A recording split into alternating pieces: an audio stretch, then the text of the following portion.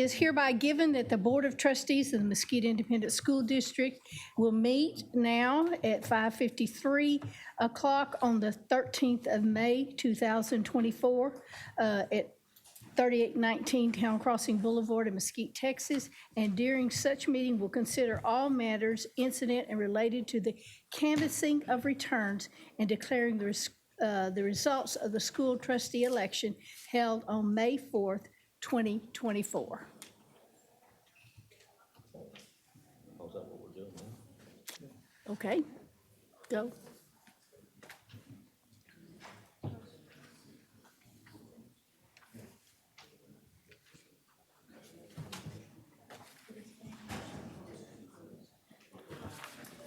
Madam President, I move to approve the results of the election. Okay, this is an action item by Mr. Everett and Mr. Bingham is second. Do we need to discuss it, or is it just a motion and an action item? I don't, Okay, all right. So all those in favor of the results, say aye. Aye. All those opposed, same sign. Motion carried. All right. I think we're in agreement, yes.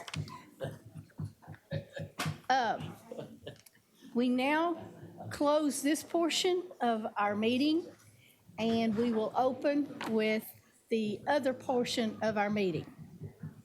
I call this meeting of the Mesquite Independent School District Board of Trustees to order. Let the record show that a quorum of board members is present, that this meeting has been duly called, and that the notice of this meeting has been posted in accordance with the Texas Open Meetings Act, Government Code 551.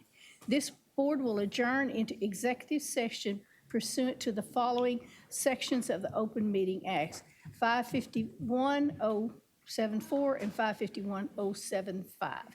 We shall return.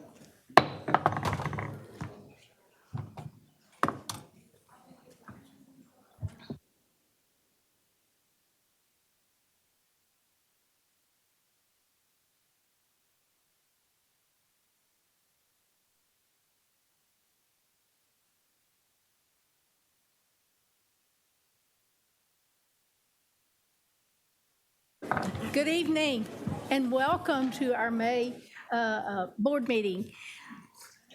We will stand for an invocation from Reverend Douglas Hart. Is that right, Hart?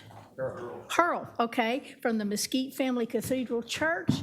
And our pledge will be by Mackey Elementary. So if you will stand, please. Father, we worship you this afternoon. Lord, we thank you and praise you, Lord God, for this opportunity. We thank you for Mesquite ISD. We ask you, Lord, for your blessing and anointing over this meeting tonight. Father, we thank you for these children, for these young people here, Lord Jesus, for the greatest asset we have is our children. And we ask you, Father, Lord, as this school year comes to an end, Father, you'll bless, protect, overshadow them as administrators, teachers as well. And Father, we give you the praise because, Lord, there is no God like you who's high and lifted up and worthy to be praised. Now we ask you this afternoon to bless these proceedings, traveling mercy and protection on all as they go back to their homes, and we give you the praise and all the thanks and all the glory for this we ask in Jesus' sweet name, and God's children said. Amen. Thank you, sir.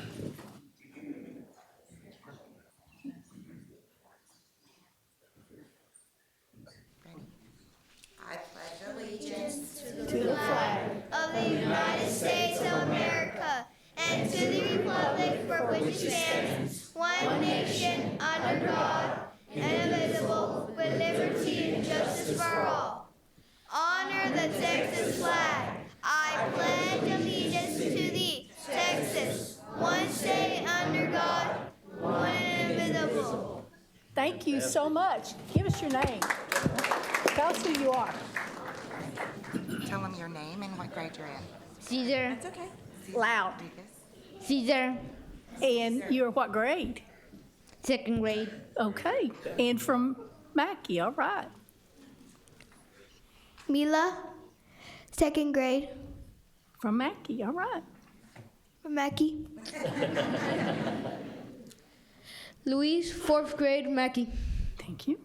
Carolina, second grade, and Mackie. All right, thank you.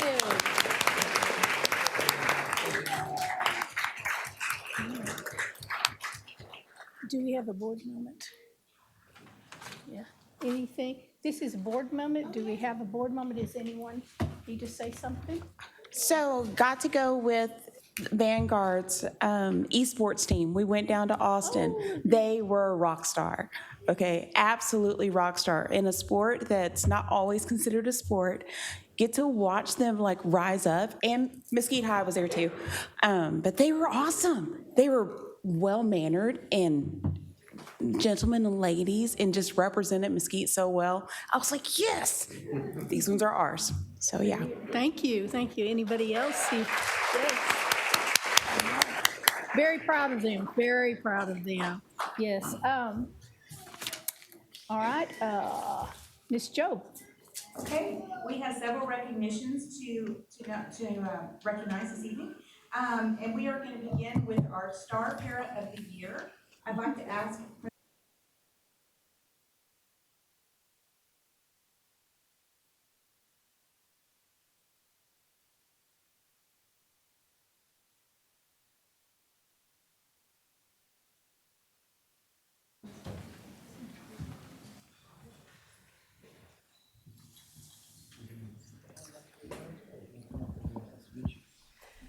Good evening, Board, Dr. Rivera, and Cabinet. It is my pleasure to introduce Daphne Stacy as Mesquite ISD's Star Para for the 23-24 school year. You will find no one more deserving than her due to her dedication to her students, her colleagues, and her pursuit to improve her teaching craft. Ms. Stacy is an advocate for her students. More often than not, you will find her working side by side with her students in the classroom to ensure that they reach their full and utmost potential. She is caring and thoughtful, looking out for the whole person. Ms. Stacy has served on the district MEPA board and has been Beasley's MEA liaison for the past 2 years. Through her recruitment and marketing, we have doubled, maybe tripled our MEPA membership at Beasley the past few years. Ms. Stacy has also organically become the resident paraprofessional ambassador. She takes our new paras under her guidance and shows them the ropes of Beasley. Not only does Daphne pour into others, she pours into herself through being a lifelong learner. She participates in district Pay for Knowledge classes every semester to hone her craft and build her toolbox for working with students. She has utilized projects from her classes to create whole school initiatives and shares educational opportunities with our other paraprofessionals. Ms. Stacy is an amazing asset to her students, her colleagues, and our campus. She makes us better. Ms. Stacy.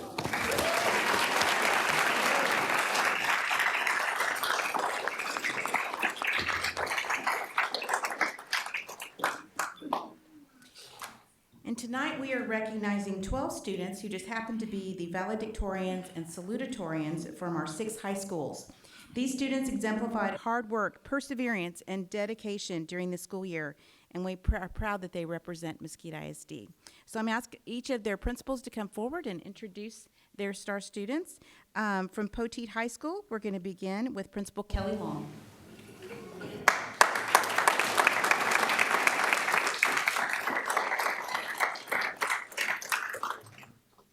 Good evening. I'm very proud to announce the valedictorian for Poteet High School, Chris Rollins. Chris, want to come on up? Chris's parents' names is Rebecca Fair and Chris Rollins Sr. Chris has been involved in football, track, senior leaders, National Honor Society, UIL science, district champion, chemistry for 3 years. Got to take a picture. Dual credit, platinum, and AP capstone diploma. He plans to attend, hang on, not yet, babe. He's really excited to be here. He plans to attend UT Austin, where he will be studying chemical engineering and minor in nuclear engineering. Ladies and gentlemen, valedictorian Chris Rollins.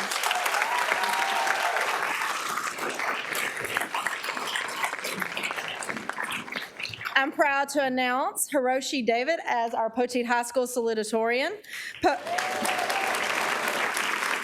Hiroshi's parents are Robert and Sherry David. He will be attending the University of Texas in Austin and rooming with Chris Rollins. He is involved in varsity orchestra. He was also co-president in varsity orchestra. He's the historian of Student Council, co-president of Student Council, president of National Honor Society, vice president of Senior Leaders, Emerging Leaders, academic decathlon.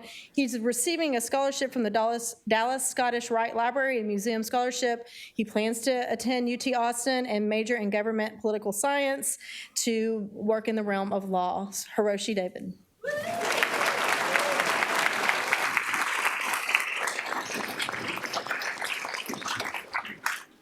Next, please welcome Principal Deidre Brown from John Horn High School.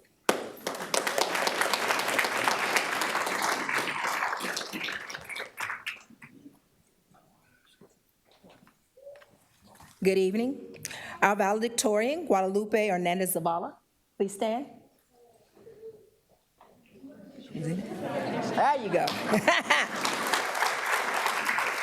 She has attended all 4 years at John Horn High School and accomplished her status by undertaking rigorous coursework, being involved in several organizations, and volunteering community service.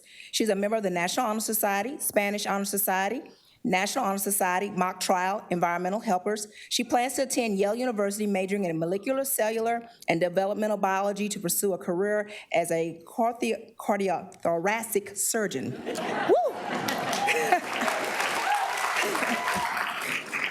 Guadalupe has received the MISD Quest Scholarship worth $800 and a full ride worth over $400,000 from Yale University. Accompanying her tonight is her family, Father Rogelio Hernandez, Maria Zavala, mother, brother Giovanni Hernandez, sister Alexa Hernandez, and sister Jimena Hernandez. Guadalupe Hernandez, valedictorian. Our salutatorian, Bethany Cabot. Has attended all 4 years at John Horn High School and accomplished her status by concentrating in challenging coursework, being involved in organizations and clubs, prospering in her participation in her church. She has been a member of the Mock Trial, National Honor Society, Science National Honor Society, National English Honor Society, and Spanish Honor Society. Bethany will be attending Xavier University of Louisiana to earn a degree in chemistry in pursuit of her Doctor of Pharmacy degree. Bethany has been awarded the NAAC Freedom Fund Scholarship for $500 and Merit Scholarships covering 4 years worth almost $400,000. Her family is also in attendance this evening. Mother Tina Cabot and Father Kenneth Cabot. Salutatorian, Bethany Cabot.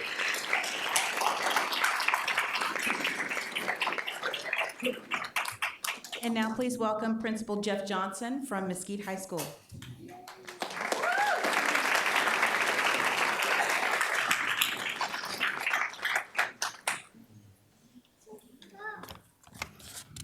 It is my honor to recognize our valedictorian, Mr. Diego Lopez Metaquin.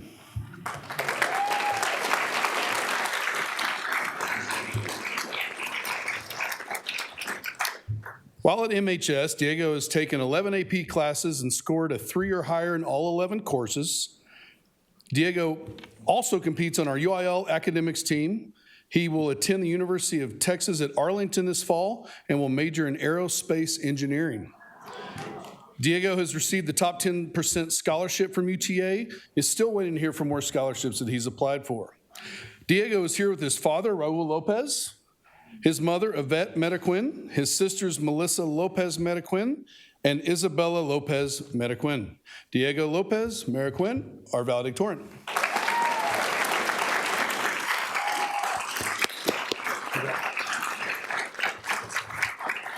It's my pleasure to introduce our salutatorian, Mr. Jay Lopez.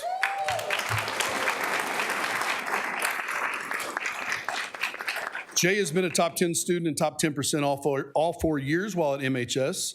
He's been a member of the MHS Orchestra for 4 years and his first chair, cello. He's been in 9 total AP classes. He's a member of National Honor Society, BPA, UIL Academics. Jay plans to attend the University of Texas at Dallas in the fall and will major in electrical engineering. Jay has received the top 10% scholarship from UTD and is also waiting to hear from other scholarships. Jay is here with his father, Francisco Lopez, his mother, Josefina Lopez, and his sister, Priscilla Lopez. Our salutatorian, Jay Lopez.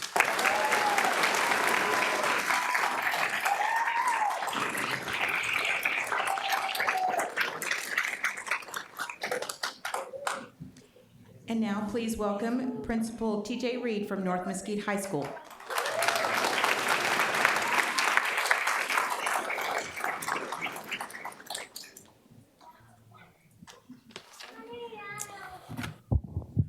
All right, good evening. It's my pleasure to introduce our valedictorian, Jose Cueto Jr.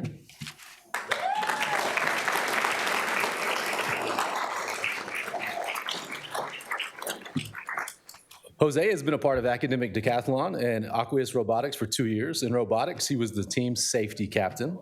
Additionally, he has been part of the UIL number and sense team for the past 3 years. Jose is currently planning to pursue a degree in mechanical or aerospace engineering at the University of Texas, Dallas, or Arlington. He has received UT Arlington's Presidential Scholarship Award and Distinguished Freshman Award, also the Top 10% Scholarship Award for UT Dallas. Jose is accompanied by his parents, Jose, Marisol, and his siblings, Jocelyn and Julissa Cueto.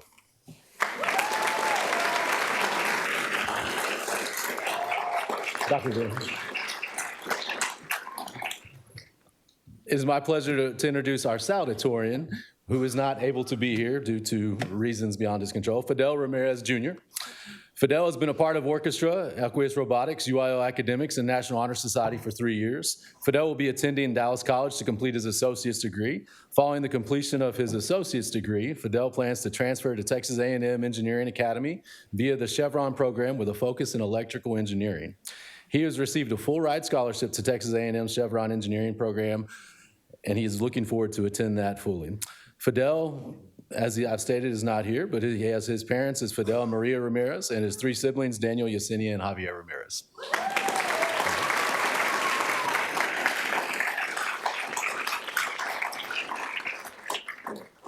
And now please welcome Dr. Jordan Simmons, principal at West Mesquite High School.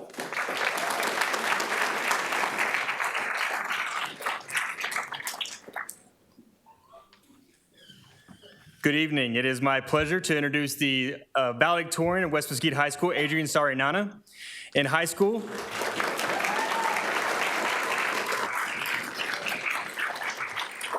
he has been an honors graduate, AB honor roll all 4 years, a member of National Honor Society, Mu Alpha Theta, an AP scholar with distinction, and a DECA state qualifier. In the fall, he plans to attend Stanford University and major in engineering with a focus in architecture.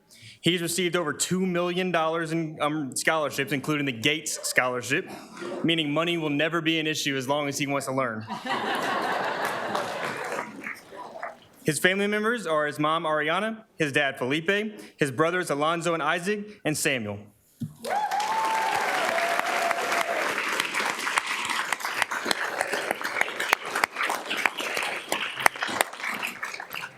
The salutatorian at West Mesquite High School is Edwin Castro.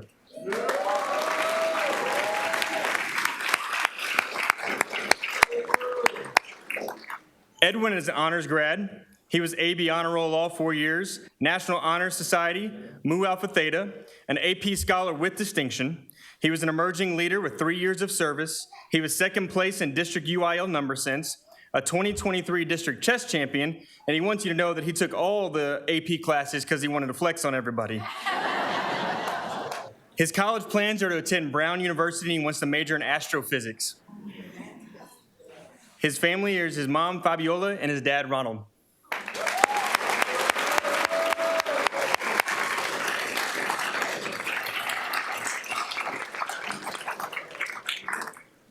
And here to recognize the first valedictorian and salutatorian from Dr. Verneland Vanguard High School is Principal Clint Elsasser.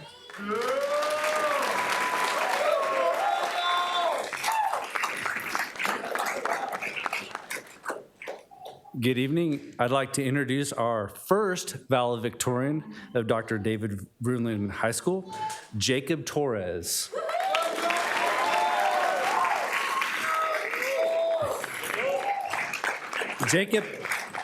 Jacob has maintained a 4.0 GPA for all 4 years of high school. He has taken 13 AP classes and is considered an AP Scholar in Honors and recipient of the National Hispanic Recognition Award. He has taken 2 semesters of dual credit. Jacob is the Quest Bridge finalist.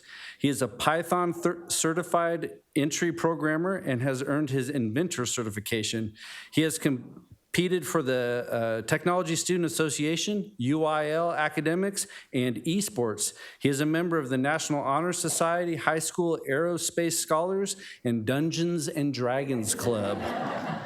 His college plans are to attend the University of Texas at Austin, which we'll have to talk about that later, and then major in mechanical engineering and plans to work in the Jet Propulsion Laboratory. He has earned $1.2 million in scholarships and grants offered, and tonight he is with Eloise Perez, his mother, and Miguel Torres, his father.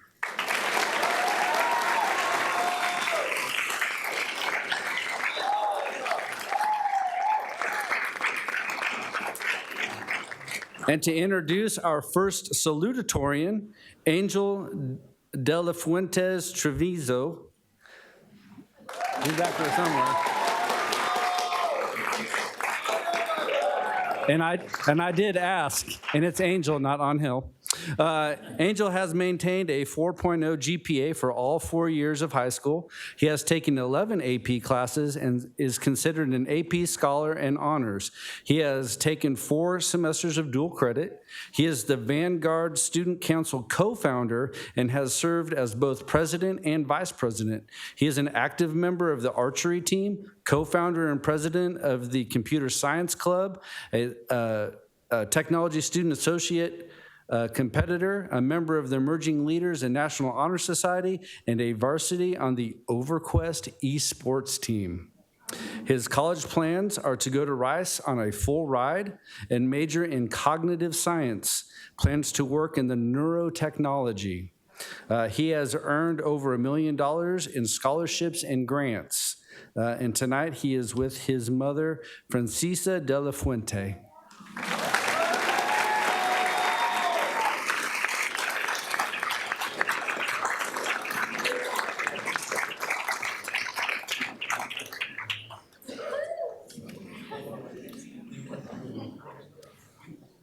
Okay, we're going to switch gears a little bit here, and we have 2 videos to play.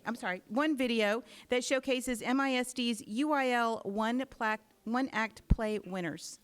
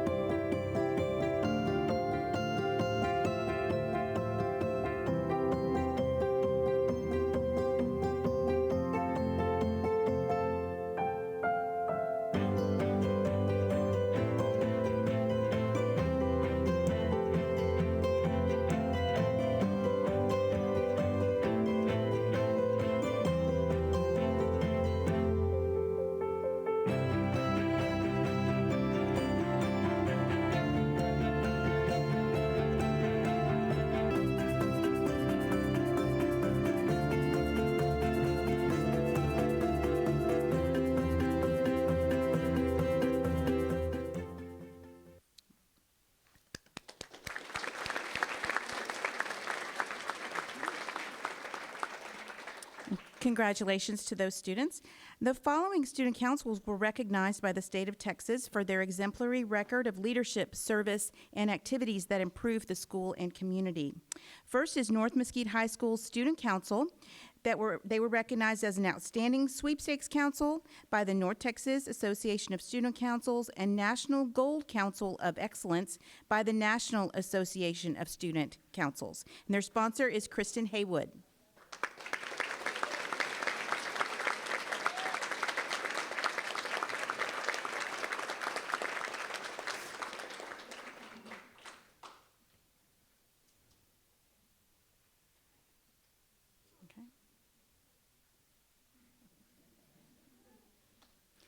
What?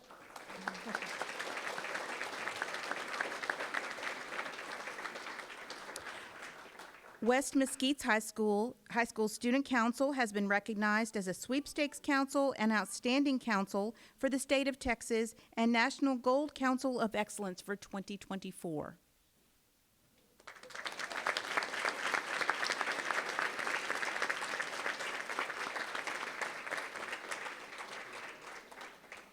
And their sponsors are Stephanie Booth Dodson and Kaylee Davis.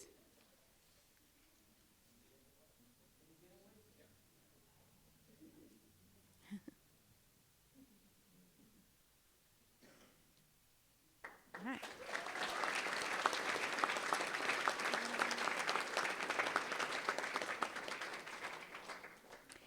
And Poteet High School Student Council has been recognized as an outstanding sweepstakes council by the Texas Association of Student Councils and National Gold Council of Excellence by the National Association of Student Councils. And their sponsor is Michelle Griffin.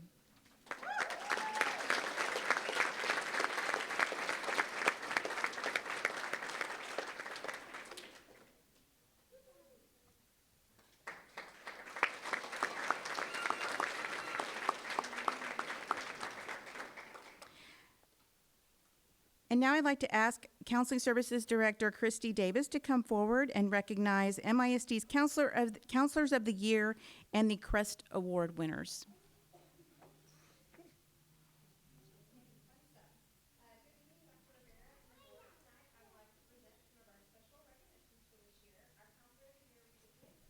By students, parents, and staff for their outstanding leadership and commitment to providing best care anywhere. There are hundreds of nominations that we go through, and it's extremely heartwarming to see the things that are said about these servant-hearted counselors. So our elementary counselor of the year is Jackie Orr.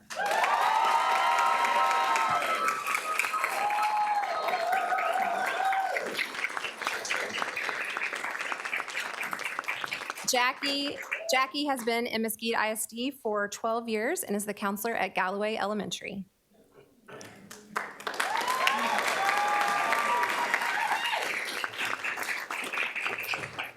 Our secondary counselor of the year is Elizabeth Baker.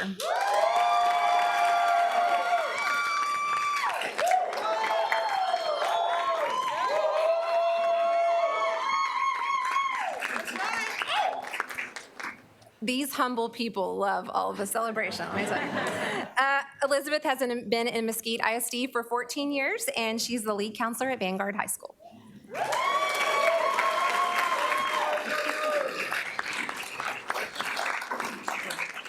Our next special award is for the Texas School Counselor Association Secondary Counselor of the Year. This is the first time a Mesquite ISD nomination brought home this top award at the state level. And it was actually last year's Secondary Counselor of the Year for us. It is Rick Benavides.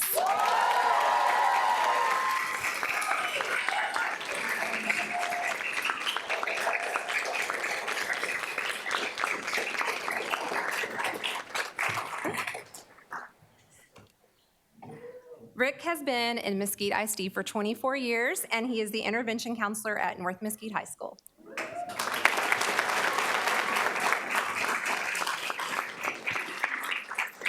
So our last award is the CREST Award, which stands for Counselors Reinforcing Excellence in Texas. For students in Texas, the CREST Award recognizes school counseling programs across Texas that demonstrate a continuous commitment to building a campus team and programs based on the Texas model for comprehensive school counseling programs endorsed by TEA. CREST Award winners are selected each year by the Texas School Counselors Association, and it means that a school counseling program is operating at best practice, serving its students, staff, and community. And for our campuses who went through the extensive application process, they evaluate every facet of their program, and they earn this highest designation in the state.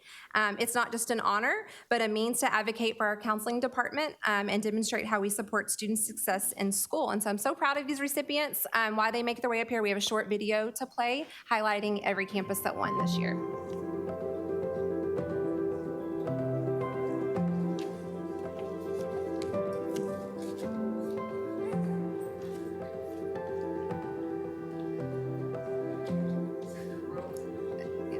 It's a lot.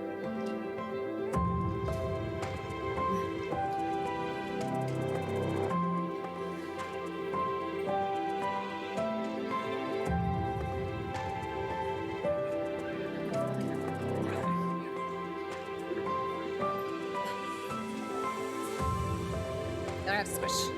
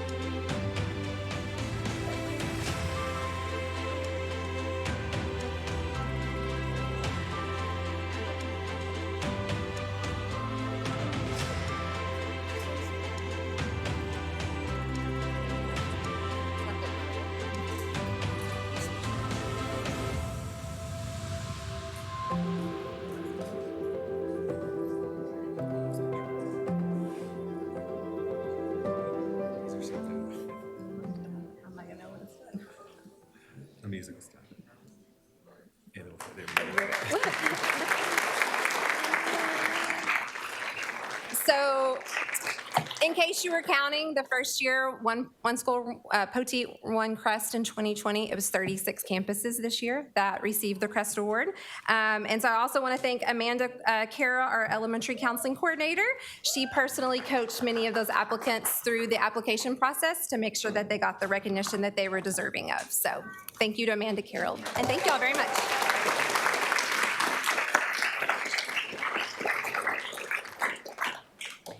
Mesquite ISD is proud to recognize our School Nurses of the Year, and here to introduce them and tell us a little bit more about this award is Director of Health Services, Macy Milton. Good evening, Dr. Rivera. Good evening, Board. It is my honor to recognize 3 nurses this evening. I'm sorry, I need to be louder. No one has ever told me that before. Did you hear that, boss? It is my honor to recognize 3 wonderful nurses in our district. They go above and beyond the call of duty. It's not just about seeing. Let's go ahead and have them up. Sherry Sutton at McDonald Middle School.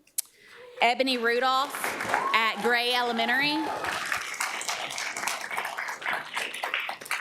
These are our rookie School Nurses of the Year. This is their first year with us. And these 2 go above and beyond the call of duty. They've really made school nursing a part of their why. They have figured out why they have become nurses, and that's what they told me this year, and it showed in the work that they did and the love that they've given our students. And our School Nurse of the Year, Robin Hurst, she is our SPED nurse at Auxiguer Elementary. She's been in the district for 17 years.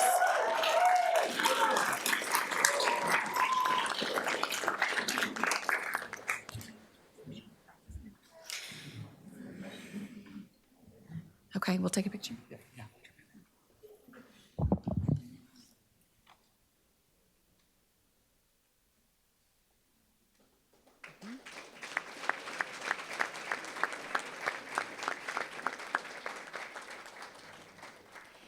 And our last recognition of the evening is for our community partner. And this month it is DentaQuest. I believe we have a brief video about them. This month, we are excited to recognize DentaQuest as our community partner for this month. DentaQuest has been a great help in teaching and educating our parents on the importance of preventative dental health care. DentaQuest has provided classes at our Parent Engagement Center where they teach parents how to educate their children on the importance of flossing, brushing your teeth daily. We are so excited that DentaQuest was able to donate $4,000 to provide a wellness event for the entire Mesquite ISD community. At this event, we had free dental screenings, free vision screenings, and lots of important information on community resources available by our city. In addition, every child that was in attendance was able to receive a free gift thanks to DentaQuest. We also had lots of fun, crafts, and activities for children and families to enjoy. Thank you, DentaQuest, for being our community partner. We always appreciate the healthy tips to maintain a beautiful smile.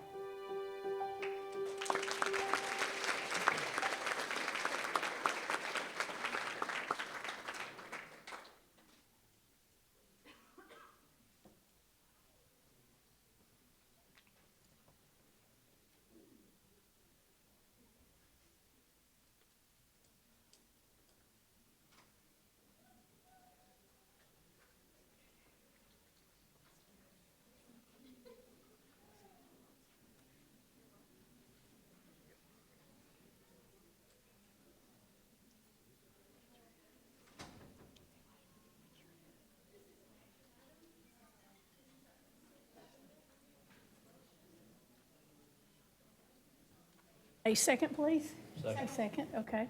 By Mr. Carbo and Ms. Collier. Okay, all those, is there any discussion at this point in time? I'd just like to remind the board members about the calendar for the year coming up. There's a lot of activity for the next 12 months. Yes. We'll try to abide by that as much as we can. Yes, yes. All those in favor, say aye. Aye. Same motion, opposed? Motion carried. Okay. Now the what? Superintendent Advisory Council. Okay. This is not an action item. This is a report, a superintendent's advisory council. They're going to come forth and talk. It's a great honor to be a part of that, I think. Don't you? Yes, I know. Yes, Madam President. Dr. Fields and I got the honor and privilege to spend the year with the Superintendent's Advisory Council. And the purpose of this group is we look at district trends, issues their students are experiencing. And I think tonight you're in for a treat because they're going to discuss some concerns from the student perspective, but they're also going to provide some probably opportunities for solutions. So looking forward to their presentation tonight.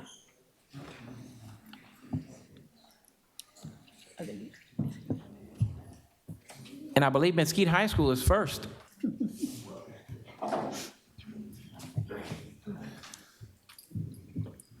Hello, my name is Zachary Regal, and I represent Mesquite High School and its feeder pattern.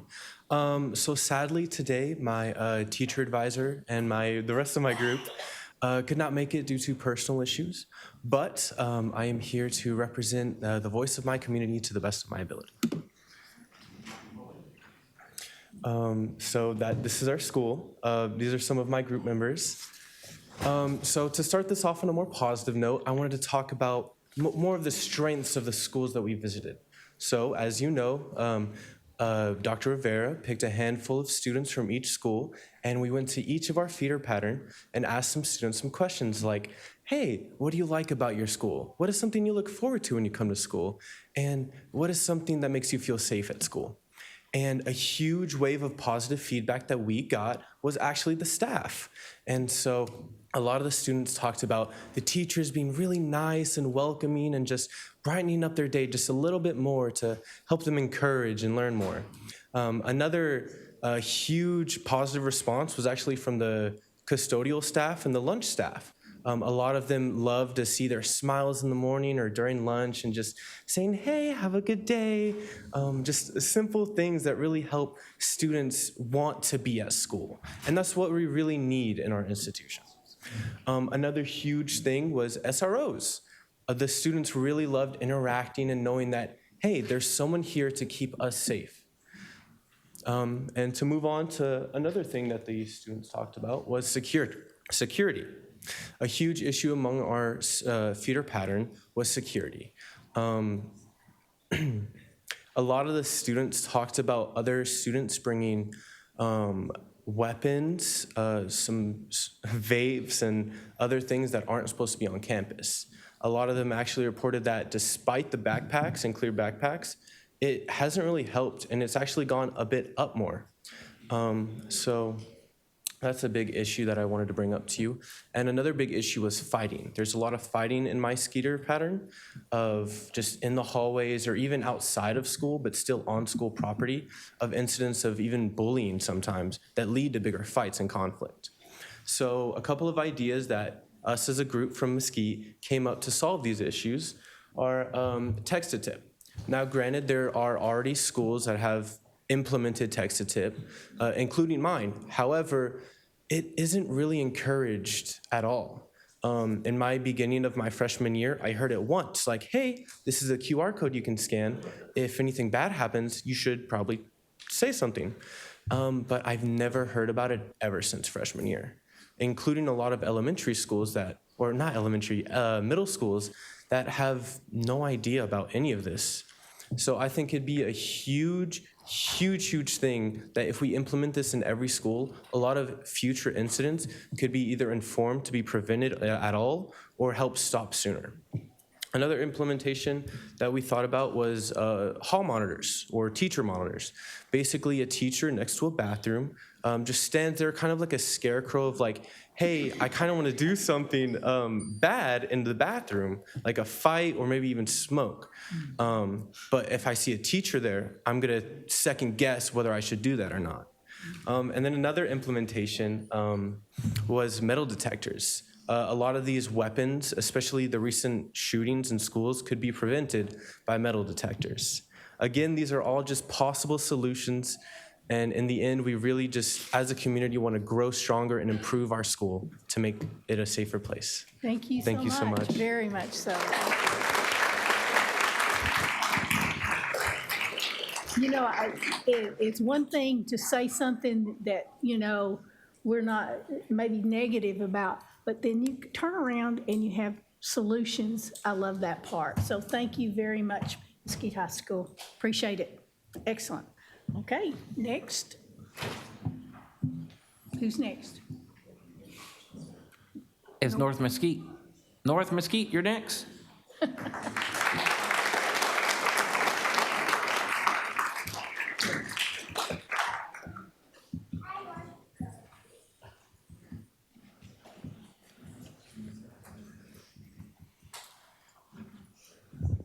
Hello. Good evening, everybody. Hope you're having a great day so far. We wanted to first start off by introducing ourselves. I'm not sure if y'all can go ahead to the next slide. We do. Yes. My name is Sophia Ramirez. My name is Emily Gonzalez Garcia. I'm Kaylee Rafferty. I'm Saul Salinas. And I'm Alan Roman. We first contacted our own feeder schools to be able to, go to their campuses and actually meet one-on-one with these kids. We wanted to step down to their level and really, listen to them, what they have to say, be able to, get everything that they have to say and put it in one perspective. One of us was always taking notes, so we could go back to that and be able to put it in this presentation that we're about to do. So I'll go ahead and Gigi is gonna talk to you more about what we did. Okay, so something North Mesquite does really well is reach out to our feeder school pattern. There's always great communication back and forth, no hesitation involved if it comes to student involvement and leadership roles. North Mesquite is a very good way to start that with the feeder school pattern. So we do a lot of fall festival activities, spring festival. When it comes to play days, we go ahead and not even hesitate and take role on that. So our students at our feeder school patterns, especially elementary school and middle schools, really take that pleasure of having that welcomeness, but also having this to look forward to. So when they come to high school, they have that opportunities open and available for them. But what they really took joy in is how connected we are together as a community. I think our principals from around our feeder school pattern agree to that as well. No hesitation with that too. We're just really well with communicating and reaching out, especially when it comes to putting our children first. I think we do that very well. With strengths, we also have some concerns. With COVID-19, we've had a big increase on technological displacement and not enough teacher engagement when it comes to students. A lot of students, when we interacted with them, they gave us feedback that was more towards their specials and more towards favoriting hands-on activities over more learning activities, which is common with younger children. But we'd also get feedback saying that their teacher would put a video in front of them and expect them to keep up. And this wasn't really something that we liked to hear. And so we chose this as a concern because we feel there's not enough teacher engagement when it comes to learning because of COVID-19. And we think with things kind of dying down more, it would be appropriate to have more interactive lessons and hands-on material. So before acknowledging the possible solutions that we have to address the concerns that the students have, we acknowledged that the more use of Chromebook, it really restricts the capabilities that a teacher can possibly have on the students, the more creative lessons that they can give out, and really demonstrate more capabilities. Adding on to that, kids want more hands-on interactive activities such as like word puzzles or treasure hunts, like educational activities. So that way, not only does it catch their attention more, they can actually put more effort into those lessons and want to learn more instead of on that technology on Chromebooks. They don't do their work because they don't catch their attention. So more hands-on activities will catch more of their attention and put more effort into it. Thank you. Thank you. Thank you.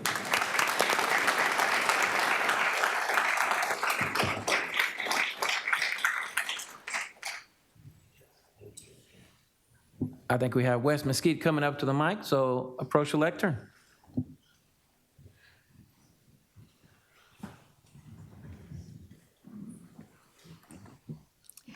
Good afternoon. We are the representatives for the West Mesquite Student Advisory Council. Can we go to the next slide, please? Oh, there's a clicker? Okay. There you go. I'm Cynthia Acosta Lopez. And I am Abdi Hernandez. Unfortunately, our other team members could not attend, so we are here to represent them as well.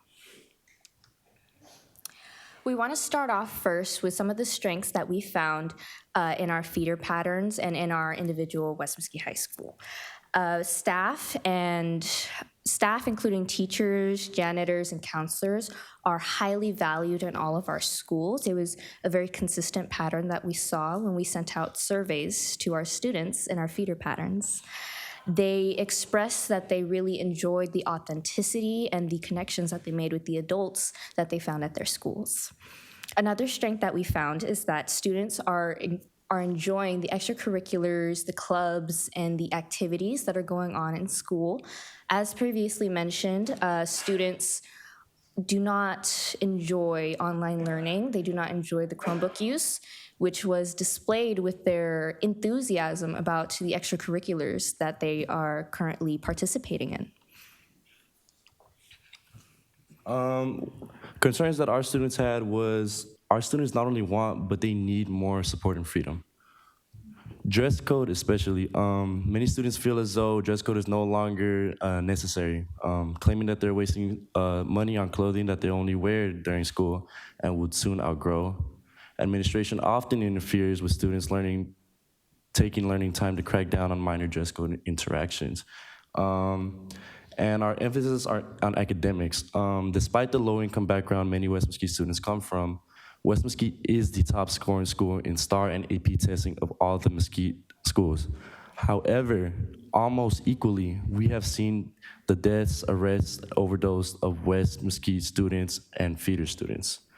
There's a lot of students that I've met and interacted with who have passed away, who have gone to jail, who are on $1 million bonds as of right now, just as much as people I've met that are also Ivy League, people who attend Ivy League schools that are from West. Phone policies as well. In many feeder schools, students aren't allowed to use phones during lunch, and if taken up, they have to pay an absurd amount of money to get their phones back. Thank you. To address these concerns, we recognize that in the past, when it comes to dress code, there has been a survey sent out to parents in order to see what should be done with dress code. And we think that this is a great idea. However, we also do believe that there needs to be more awareness spread and more inclusivity when it comes to these types of surveys, as many parents in Mesquite are Spanish-speaking, not very involved within schools. So perhaps providing more awareness to students to let their parents know about a dress code survey, for example, would help to remove any response bias that could possibly be happening within these surveys. Another thing that we would like to implement is having students being allowed to have their phones during lunch. We find it to be imperative as it allows them to access school club organizations online. It allows them to contact their parents when it comes to when they need a ride or lunch or anything that they need to contact their parents for, or to even just relax and take pictures and have a good time just during lunch. We do recognize that phones can be a huge problem within the classroom, so we are not trying to say that phones need to be just allowed willy-nilly. We also want to emphasize the importance of academics and other future careers outside of just college, as it is imperative to the success of not just the students of West Mesquite and their feeder patterns, but to all students in the Mesquite district. Emphasizing the joining of clubs, emphasizing the connection between teachers further to allow students to build a proper support system and to be able to fully reach their potential without having to unfortunately go into some bad sides of life. Thank you. Appreciate it.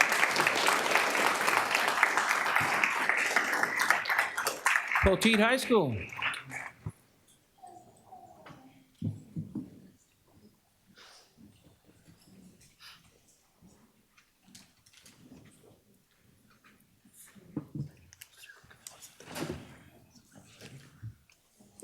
Hello, everybody. We are Poteet High School Student Advisory Council, and to start off, we're just going to introduce ourselves. I'm Chris Cortez. Say it in the microphone. I'm Caleb Kowecki. I'm Amy Vasquez.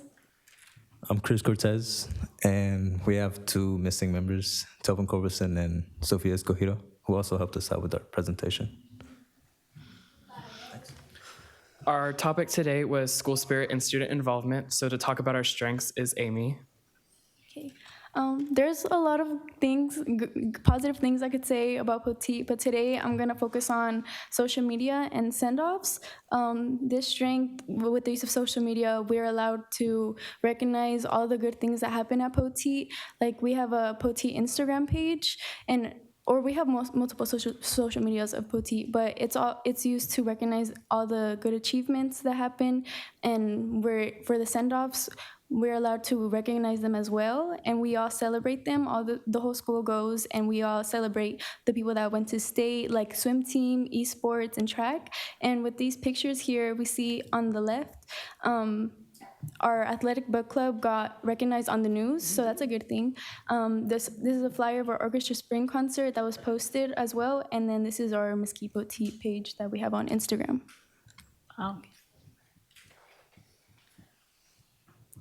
So something we noticed when we were selected for this committee, the 5 students, is something we all have in common is the amount of extracurriculars we are active in at Poteet High School. We're all great representatives, and that's just the one thing we all have in common. So something we were really passionate about was the concerns of younger students and other students at Poteet High School about their student involvement. So when we were going down to ask our feeder elementary schools and feeder middle schools questions, we did a random sample throughout the school of the current 8th graders and then the current 5th graders at the elementary schools to see just how they were feeling about their student involvement. So if we can look at the graph that's in the middle over there, that's the random sample we had. We surveyed 8 students on random questions about how they were feeling at Kimbrough Middle School, and that question alone is just about how they feel about the school spirit at Kimbrough Middle School. Only one kid there out of the random sample said that they felt supported throughout the school spirit and that people were involved in their school. So the first topic was about students not being able to fulfill what they were wanting to do. Another situation we have with these concerns is the overall lack of involvement for these activities. Coming into Poteet High School, we have been struggling to keep some of our organizations up and alive. For example, I'm part of the Academics Decathlon at my school, and this year we only had 7 members. And 2 years ago before that, we were able to count that we had 60 people competing.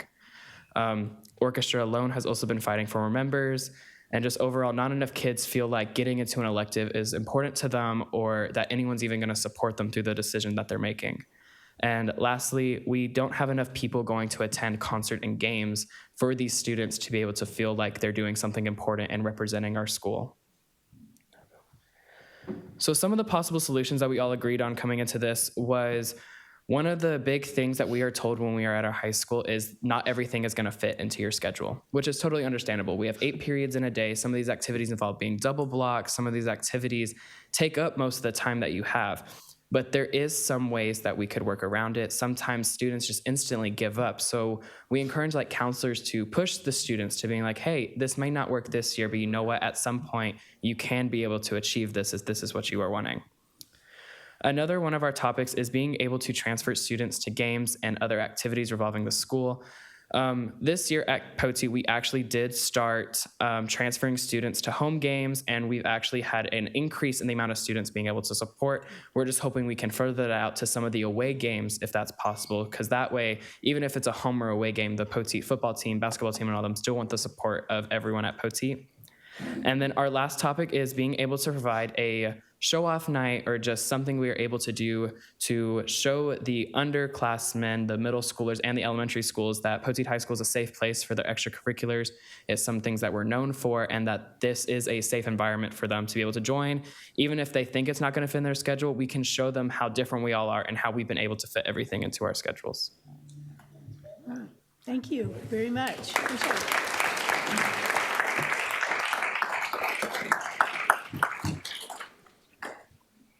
Horn High School, right? Yes. Good evening. Beautiful weather we're having, isn't it? Yes. My name is Jacob Hammett, and I am a representative of the one and only John Horn High School and our feeder patterns, JAGS for Life. At John Horn High School, our key principles and ideals fall under the acronym of ROAR. The point of stretching the word is to highlight the 4 R's, being role, responsibility, relationship, and respect. As you can see, our school takes connections very seriously, whether it's student to student, teacher to teacher, or student to teacher.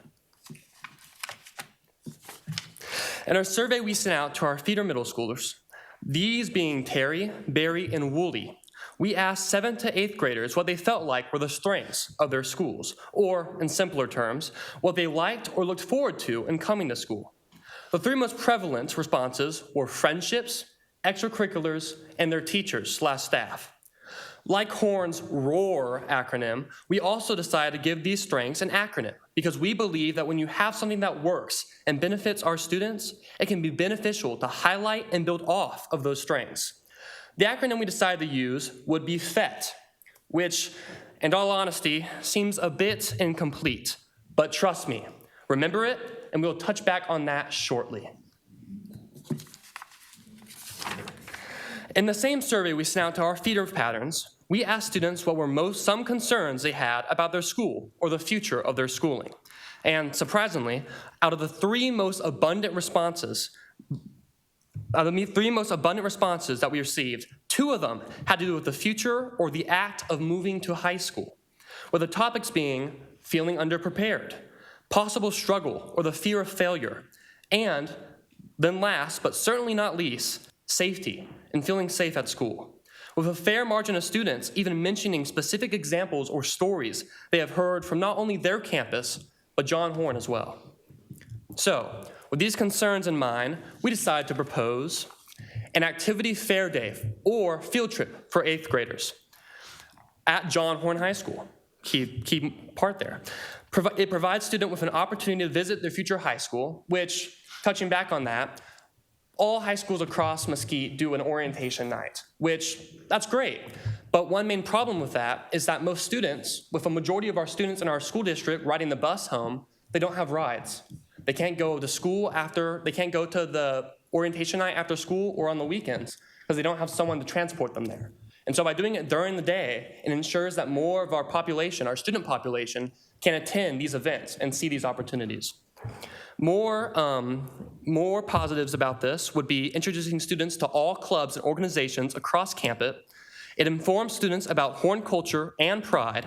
It takes away the need for theater pattern tours, which are a pain to schedule and ultimately take up more instruction time. It also better prepares students for more difficult decisions later on in the year, such as choosing a schedule, and could help students make connections with teachers and staff, creating a safe and welcoming environment. All these factors help deal with the concerns previously mentioned, as well as builds off of the strengths mentioned as well. Promoting friendship, extracurriculars, and teacher-to-student interaction, making sure those strengths carry on from our middle schools to our high schools. Ultimately, representing Horn's key principles of ROAR and reusing our newly created acronym from earlier, supporting our student body 1 feet at a time. All right. Thank you. Thank you. Thank you very much.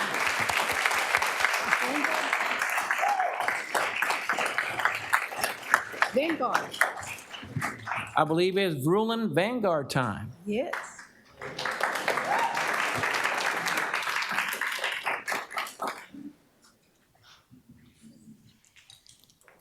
How are we doing tonight, guys? You doing pretty good? Yes. All righty then. My name's Luke. I'm here with Vanguard High School. We got Victoria Frias. And I'm Jessamine Lozano. Sadly, other members were not able to make it this evening. We have Andreas, April, as well as Julissa. Go next slide. All right, this is our strengths here at Vanguard High School.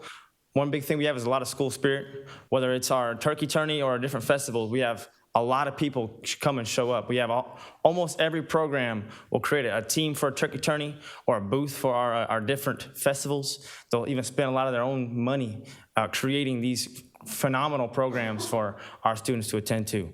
We also have a lot of certifications. All of our students that are enrolled in our various CTE programs, including health science or computer science, medical technician, architecture, engineering, robotics, they all have a lot of real world experiences along with certifications that can help get them a job. We also have a lot of industry-based organizations and clubs.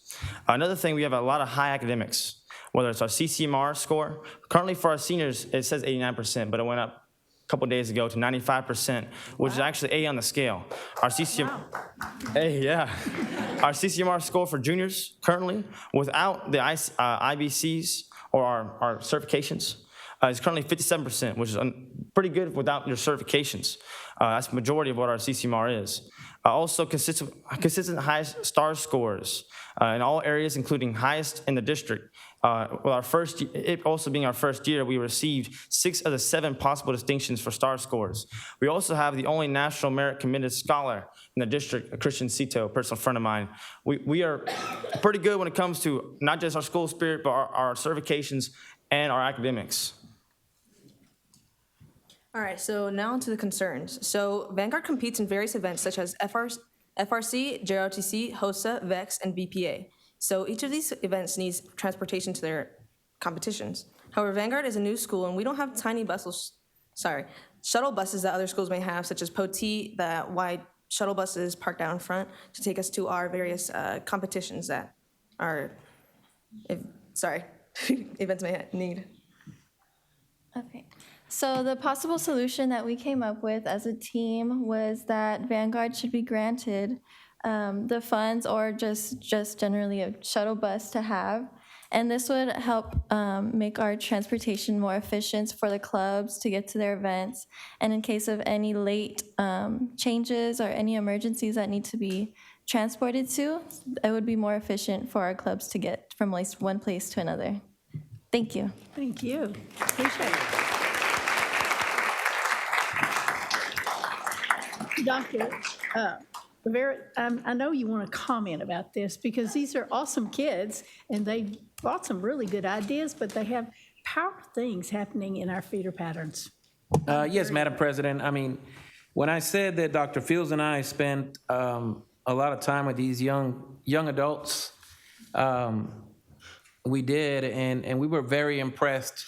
And this is just a sample of what Mesquite ISD has to offer and the quality of kids that we serve in our community. And so we like to think sometimes some of our older generations that the future is in jeopardy, right? And I like to say that the future is bright because these students are gonna take great care of the world in the future. And this is an example of that. And some of the things and recommendations that they made, we're actually looking into to see which ones we can actually implement next year.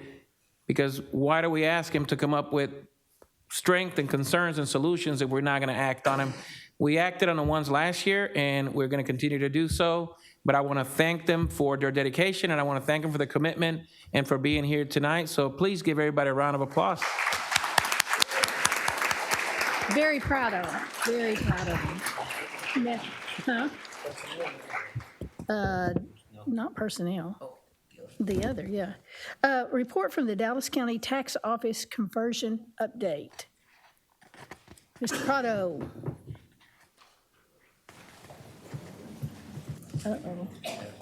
Good evening, President Hornsby, Board of Trustees, Dr. Rivera. Tonight we'll have a quick update related to our conversion of tax collections. And for the quick update, Mary Sue Daniel and Edward Lopez from Lineberger, Gogan Blair will come up to the podium. Oh, there you are.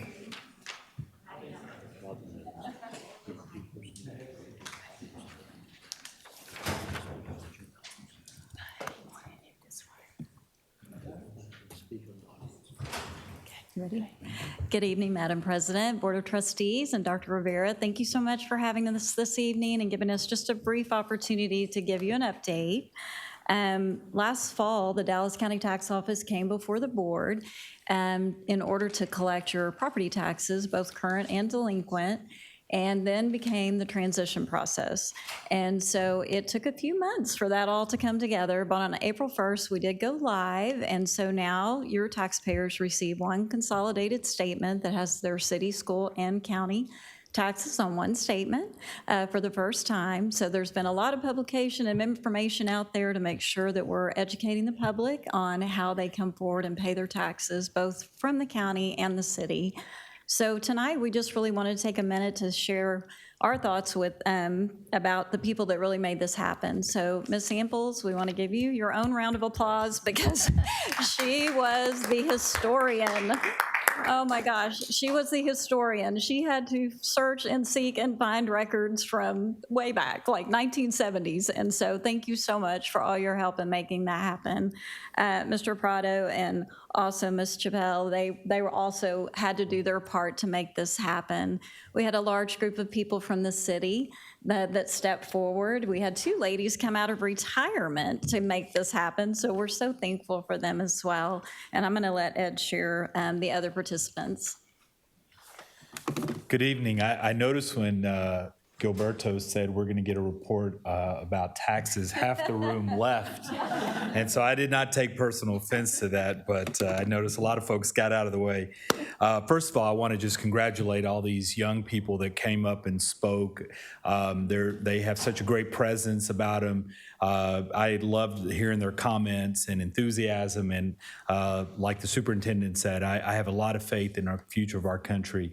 And I know that the youth of today have a lot of obstacles, but I, for one, believe that they're going to do a great job in the future. And my future and my retirement depends on them. So go kids.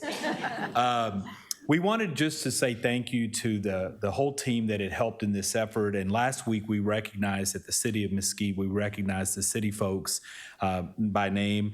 And then this evening, of course, recognizing the school board, school districts folks that helped us. At the county tax office, we had Mr. John Ames, the tax assessor collector, his chief deputy, Peggy McCormick, Christina Benedict, Amber White, Ashley Richard, Rosa Romero, and Diane Wynn. This was all part of a team.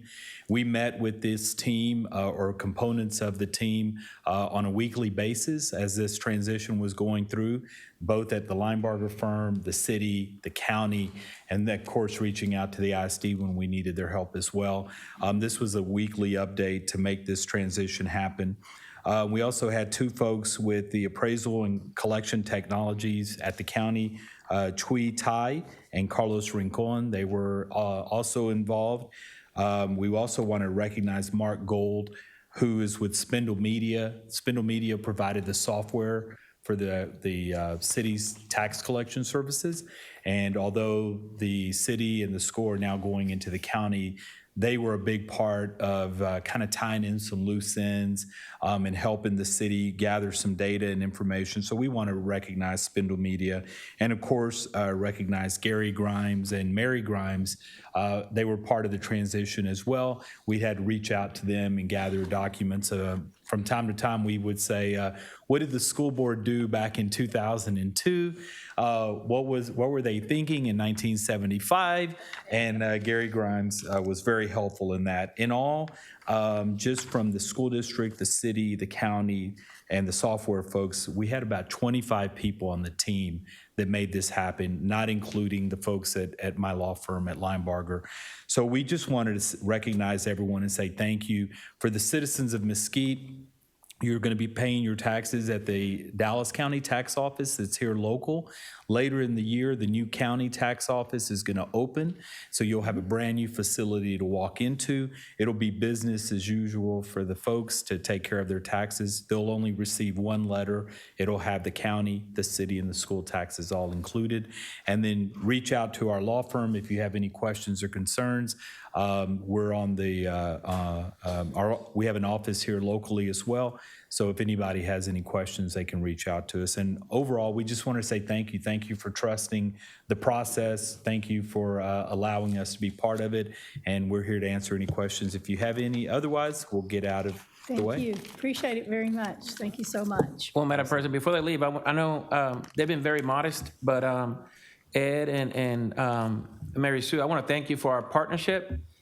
Not only have you guys have taken care of the tax collection for us in terms and dealing with it, but you've been very informative in the process, and we've learned a lot through that. So I want to personally thank you for our partnership, and looking forward to continue to collaborate. All right. Thank you very much. Appreciate it. Thank you so much. Thank y'all so much.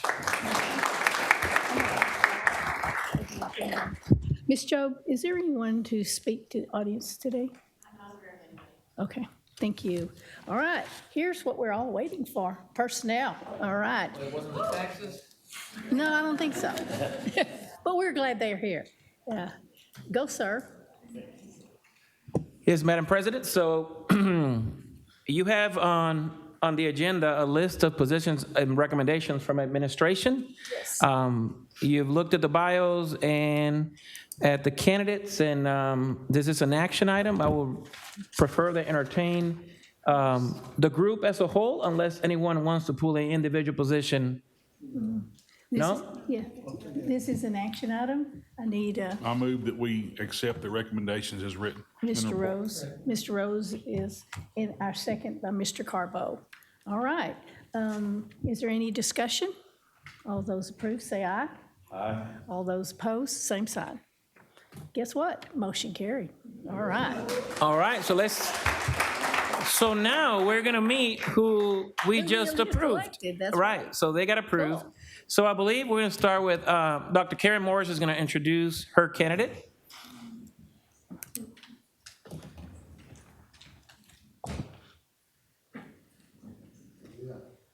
Good evening, everybody. I am honored to present to you the next Director of Secondary Teaching and Learning here at Mesquite ISD, Matt Kane.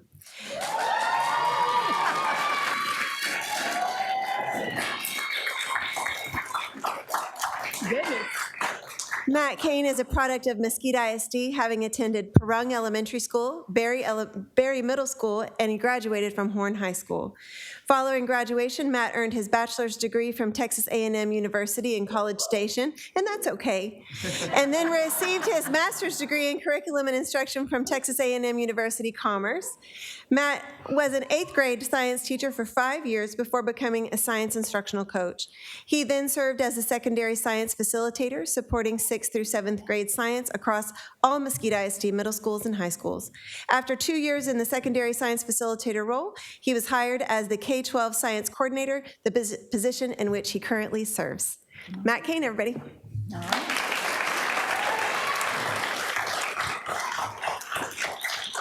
Dr. Rivera and members of the board, I want to start off by acknowledging and thanking God for this opportunity.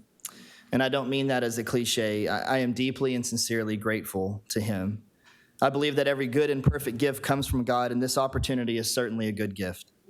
I've always tried to work with excellence, knowing that my work is ultimately unto God, and I will continue to do so in this new role. I also want to express my deepest gratitude to each of you.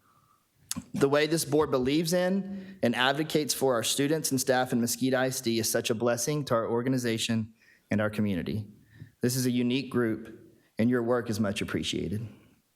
Dr. Morris, thank you for your belief in my ability to lead in this role, and I look forward to growing under your leadership. I want to say thank you to all my former bosses that I've had the privilege of working for throughout the years. The leadership lessons that I have learned from each of you are so valuable to me. And I also want to acknowledge the other members of the Teaching and Learning Department. Our department consists of some of the hardest working people that I know, who always let what is best for students guide their actions and decisions. And there's a special group within our department that I need to acknowledge, and that is my science team. Y'all are as good as it gets. The way you serve and support our science teachers never ceases to amaze me, and I could not have asked for a better team. I want to thank my mom and dad, who have modeled a passion for education for me. Together, they have combined 63 years of service in Mesquite ISD. And to my wife, Courtney, who's been out there with our children for a while now, she's the real trooper. Your love and support and respect means more to me than I could ever communicate. To my 2 children, Lewis and Ezra, while tonight is definitely an honor, my greatest honor in life is being your dad. And I love the 3 of you more than you'll ever know. And finally, and this has been confirmed tonight from what we've seen from our students, I want to say thank you to the students in Mesquite ISD. Each of you are the inspiration and the hope that keeps all of us coming back day after day.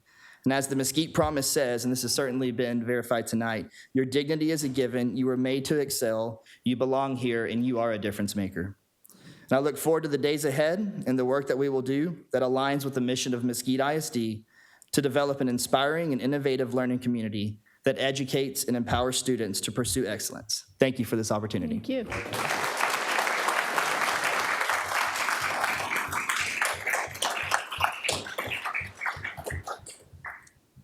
And next, we have the Director of Professional Learning, and I believe Jennifer Morris is going to introduce her newly hired person.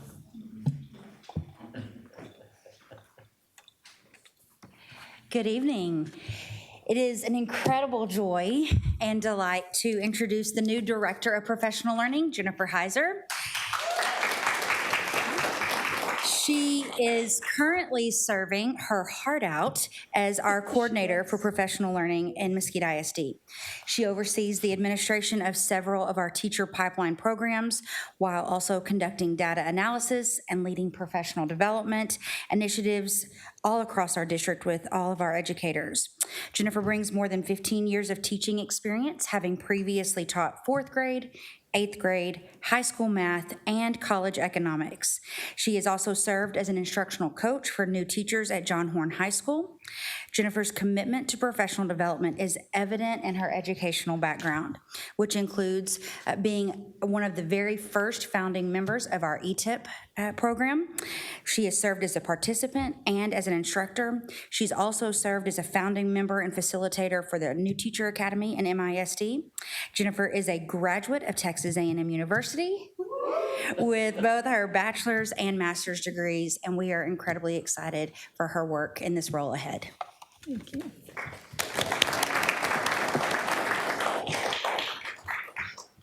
Dr. Rivera and the board, I just want to thank you for this opportunity that I do not take lightly.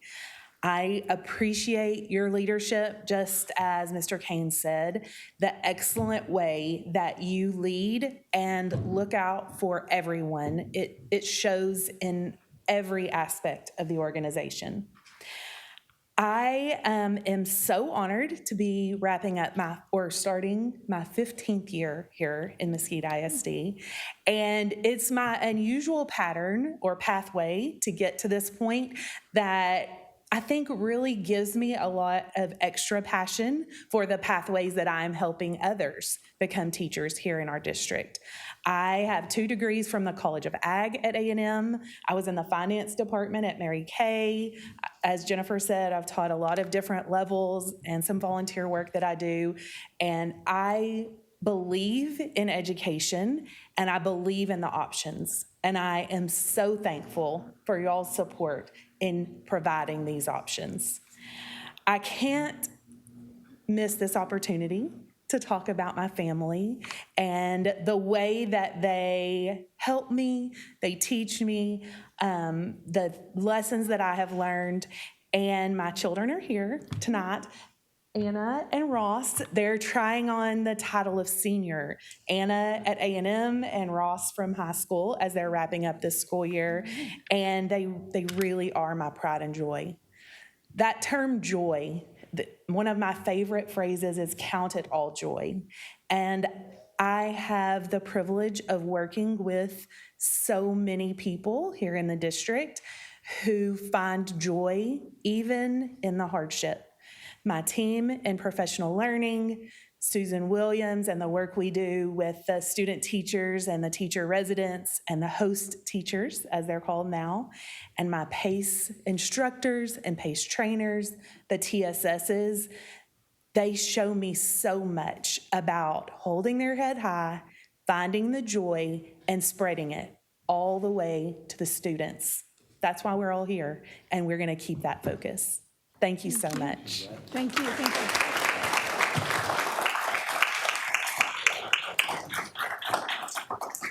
And I believe Dr. Fields is going to make the introduction to the newly hired North Mesquite High School principal.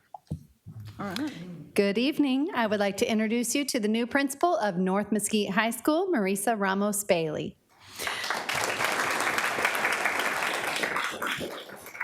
Marisa Ramos Bailey has completed 27 years in the field of education. Her educational career has included being a principal and assistant principal at Lakeview Centennial High School, assistant principal at O'Banion Middle School, English teacher, journalism teacher, and JV drill team director at Rowlett High School, all in Garland ISD. While serving as a high school principal at Lakeview Centennial, the campus was recognized and ranked multiple years by U.S. News and World Report for best high schools. In 2022, she began serving as Executive Director of School Leadership in Crandall ISD. Ms. Bailey received her bachelor's degree in English, master's in Education Administration, and superintendent certification, all from the University of North Texas. Welcome. Thank you. Good evening, Madam President, Board of Trustees, and Dr. Rivera. Thank you for this wonderful opportunity to serve as principal at North Mesquite High School. I am overjoyed, overwhelmed, and so excited to be back at a high school campus. I love students, I love working with staff, and I love making those connections for our students as they go out into the real world once they leave our doors. I'd like to take this opportunity to introduce my family that's here this evening, as they are a very vital part of my support system. So first, I'd like to introduce my daughter, Caitlin, and my parents, Chris and Fred Ramos, my sister, Vanessa Odell, and my niece, Scarlett, and one of my dearest friends who's been with me for a long time, Miss Lori Turner. I'm very excited. Thank you. I'm very excited to be joining Mesquite ISD. There's a cliche saying, better late than never. Everyone I have spoken with has shared with me what an outstanding school community North Mesquite High School is, with fantastic students and a very dedicated and caring staff. I am looking forward to working with and being a part of the feeder pattern that's Northside Pride, and to continue doing all the great things that are taking place. Thank you once again, and I look so forward to meeting the North Mesquite High School staff, students, and parents as soon as possible. Have a good evening. Thank you.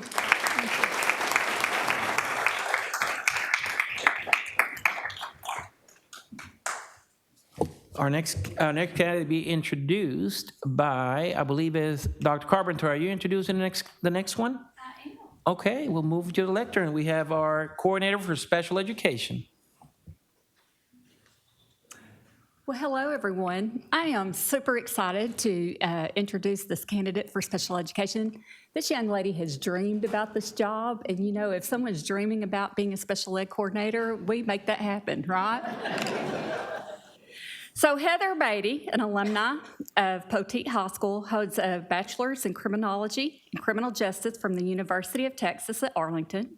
She began her 13-year career in public education, all of which have been in Mesquite ISD at North Mesquite High School, where she taught special education and served as a volunteer softball coach before returning to Poteet.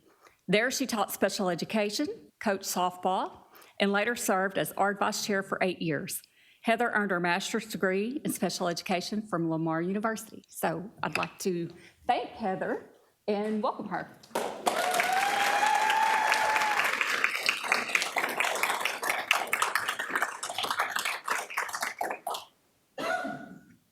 Okay, and then we have a series of assistant principals that Ms. Job is going to introduce. So, Ms. Job. Thank you, Dr. Rivera. It is my pleasure to introduce the new assistant principal at the Learning Center, Dr. Rosa Johnson.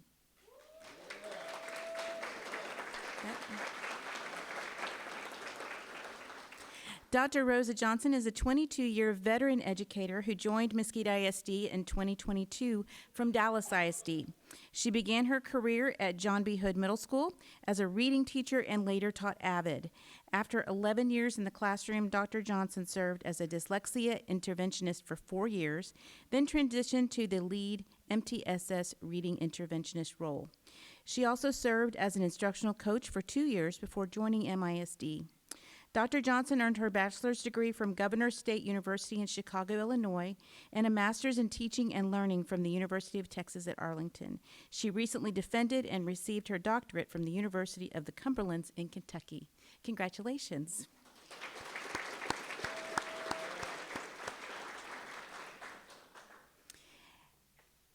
Charles Dennis Sadler is the new assistant principal at Mesquite High School.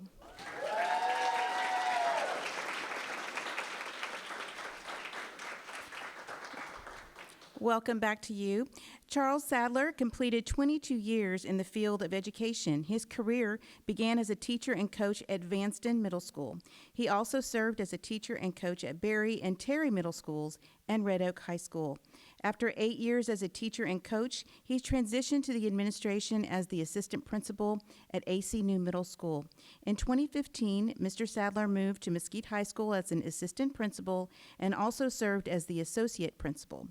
In 2022, Mr. Sadler took an opportunity closer to home and served as the principal of the DAEP campus in Ennis ISD. Mr. Sadler earned his bachelor's degree from Texas A&M Commerce and a master's in education administration from Lamar University. Welcome back.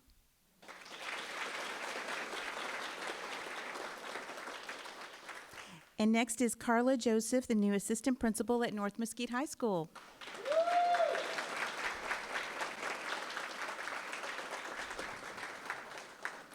Carla Joseph has completed 10 years in education. She began her career as a 7th grade English language arts teacher in DISD and has taught in both Richardsland and Forney ISD. Her previous roles included lead and mentor teacher, educational coach, program facilitator, and administrative intern. She has served the last 2 years as an assistant principal in Dallas ISD. Carla earned her bachelor's degree in social work and her master's in educational leadership and policy from the University of Texas at Arlington. Congratulations.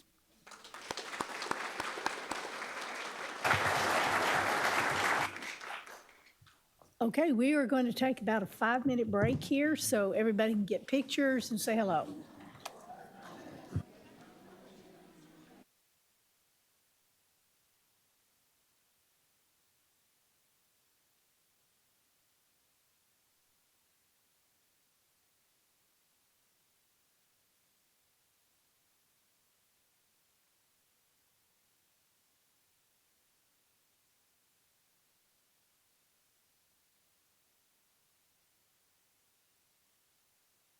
Is this? Mr. Morris, discipline report. Mr. Washington, your page to the lectern, Mr. Washington.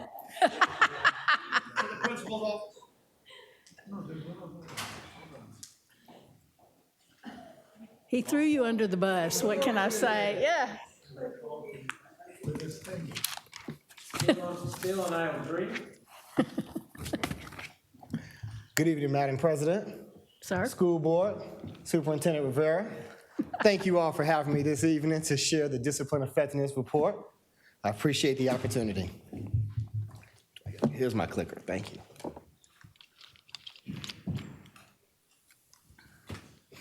So what do we do? What do we do? I went blank. All right. The reason we have, what do we do? We're here to identify discipline programs in our district, to manage these programs, and to identify the reason we have them. Can I start over? Yes. Wow, excuse me. I just got nervous. I don't know why. All right. So we must remember the reason we have discipline programs, and that is to prevent misbehavior and to improve behavior, and to keep students in class to receive quality instruction from our teachers. Now, the goal of MISD's discipline management program is to collaboratively work with not only the students, the staff, and the community to devise a plan to change the behavior to support students and ensure their success. Now, a big part of our goal of identifying our discipline management program is data analysis. We have to dive into the data to identify some of our trends and some of the information that is leading to some of our root cause analysis of our situations that are happening with our students. Now, every quarter, our assistant principals run discipline data for their schools, And what they look for includes the type of referrals, the students, what the consequences were, and some of the behaviors associated with the referrals. They then develop a plan to address the areas with campus staff and through lessons on activities daily with the staff to ensure that these trends that they're identifying are transitioning and improving. Now, ultimately, disciplinary action draws upon the professional judgment of teachers, administrators, and it uses a range of discipline techniques to improve student behavior. Now, some of these techniques that we utilize are positive behavior intervention and supports, self-regulation, relational practices, and intensive support for our assistant principals. Now, PBIS looks different on every campus, but a variety of things within our schools, our elementary schools, focus on the house systems. And our house systems at our elementary and middle schools have PBIS work as well. They continue to thrive each year with that positive behavior intervention systems. In addition, our self-regulation. Self-regulation is another tool that our students learn at a very young age. Through guidance lessons, counselors teach students how to proactively identify when their emotions are dysregulated or if they are they leading to lose control. Now, our staff works hard to find the reason behind the misbehavior, which is part of the data analysis. Now, in finding the misbehavior to ensure appropriate action is taken to improve the situation and to not just give a punitive consequence. One thing we don't want to do is take away the dignity of our students. And when we take away the dignity of our students, that's when it turns into just punitive actions and helping to restore those different things. Now, root causes are our foundational relational practices, and relational practices center around open dialogue, restorative circles, respect agreements, and repair and harm. Relational practices include both proactive and reactive measures to improve student behavior. Oh, what happened tonight? Now, several years ago, a behavior framework was created. The behavior framework consisted of prevention, intervention, restoration, and accountability. Now, half of the model focuses on prevention. The other half focuses on reaction. And then a quarter of it will focus on accountability, which is necessary because the accountability part identifies whether we are suspending kids and it pertains to the information and the data that we report back to TEA. In the end, we understand the importance of being plugged in school. And our students need to be involved. A big part of the behavior framework involves engaging students at school. Kids don't want to let their friends down. They want to make sure they show up on a day-to-day basis if they're involved in an organization, a club, or any other extracurricular activities. So by kids joining our clubs and organizations, it fits right into our behavior framework.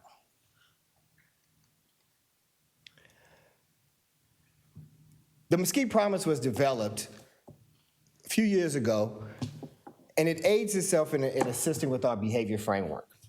The Mesquite Promise has provided the district with an amazing model on how to ensure our students receive dignity at all times.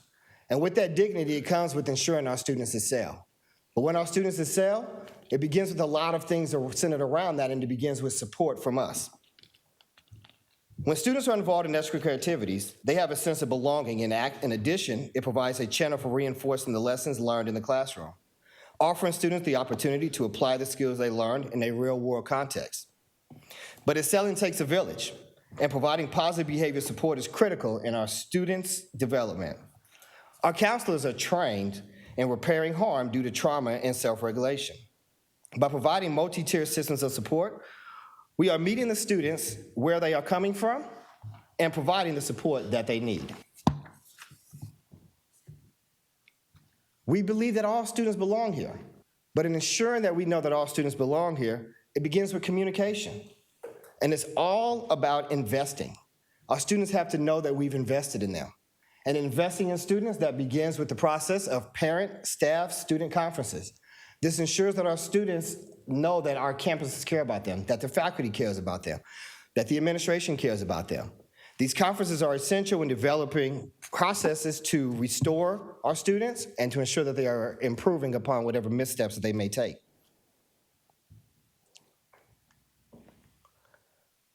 Your dignity is a given. That is one of the most critical parts of our whole promise. That's what it begins in. And that's one thing that we take pride in our training and preparation of our administrative staff here at Mesquite ISD. Last year, we did a book study with our administrative staff, all the assistant principals in the district. That book study was Discipline with Dignity. That allowed our APs to identify new ways on how they can respond to the needs of our students.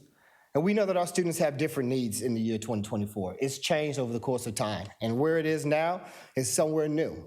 But with that, we have to identify and remember that it starts with dignity.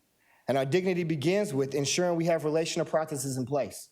There's nothing more important than a relationship. Our relationships that our students have with their staff, with the principal, with the assistant principal, is essential in ensuring that they have success while in school.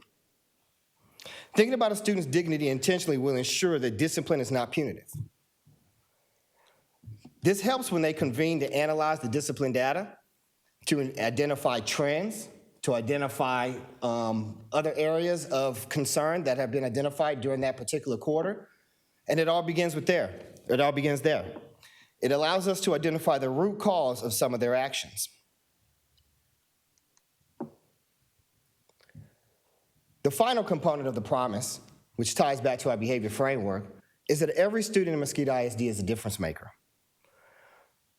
Ultimately, our students are difference makers, and it begins with making informed decisions and not being reactive to peer pressure. Understanding the why behind settling your glitter so you can be the best that you want to. Our students can be the best that they can possibly be when they present themselves to others. So with our positive behavior supports, our relational practices, and our behavior framework, this aids in the development of ensuring that our students are difference makers. It ensures that our students are being provided with every possible tool and resource necessary so that they can make informed decisions as opposed to being reactive.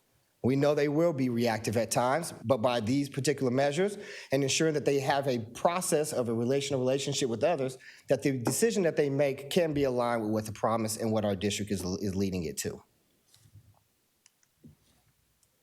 So what is next? We will continue to evaluate our discipline data. We want to look at campuses that may need some help and campuses that are seeing success. Ultimately, we want to mirror our strengths and improve our weaknesses. We will continue to focus on relational practices and positive behavior supports. Now, while it is difficult to isolate the effects of this work, what we do know is there have been plenty of success stories from our campuses. And our success stories is what continue to drive us on a day-to-day and year-to-year basis. Additionally, we collaborate between different departments that control the very components of our MTSS, our multi-tier support systems. The goal is to ensure that our processes of identifying needs and addressing those needs is efficient so that our students get the support they require as soon as possible. We are constantly reviewing methods for preparing our APs with training and information so they feel supported in their decision-making as it pertains to student management. And that is where Panorama comes in. Panorama provides an excellent tool to make an informed decision.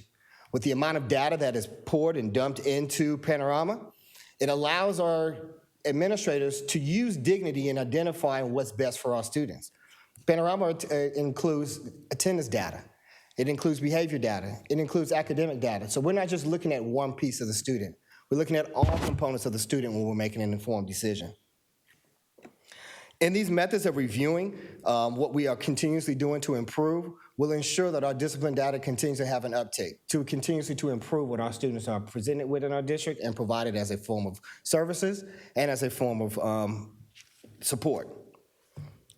That does conclude the information that I have to provide today at this time. I appreciate your time. Is there any questions or clarification that I can provide? And hey, Kenneth, in 3 of our Superintendent Advisory Council presentations, 3 of the schools mentioned some altercations that they have seen in the hallways between classes and things of that nature. Mm-hmm. How pervasive is that problem throughout the district?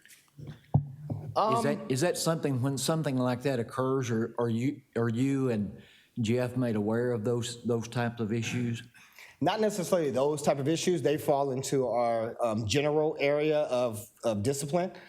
We do identify methods to ensure that that's where PBIS comes into play, positive behavior information systems. Okay. That ensures that the campus is intentionally addressing those concerns, putting staff members in place to provide mentoring opportunities, to provide small group with the kids that are doing these particular actions that lead them to missing class. Because not gonna lie, since the pandemic, students missing class and skipping and being in the hallways has been an increased problem. Okay. So it's social relational, I believe. Thank you.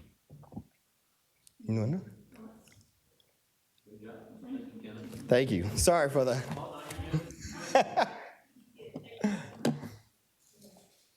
our next report is our protection audit report findings.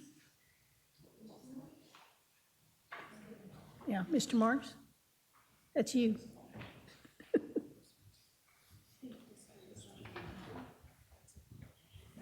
Great thing is I did not bring my red folder up here today. I've pretty much memorized this speech at this point. And good news for Mesquite ISD and for the Texas Education Agency. They promised that 100% of our schools would be audited with these intruder audits this year, and they fulfilled their obligations. We are complete with our intruder audits. All 50 of our traditional campuses have been audited. We were, especially the second half of the year, very successful. We put different things in place. Very proud of what Jeff and Willie Wilkins have been able to do this year with our campuses. And some of you on the board were part of the Safety and Security Committee meeting recently, and you got to see some of the things that are coming up. I appreciate their proactive approach to safety and security, their layered approach to safety and security. And TEA is not stopping with the random intruder audits. They're coming with the district vulnerability assessments next year. That is a little bit bigger of a thing. It's a little bit more pervasive, I think, to the school districts, but it's something that they've piloted this year throughout the state and something that we will be a part of next year. So that's all I have for you tonight. Thank you, appreciate it.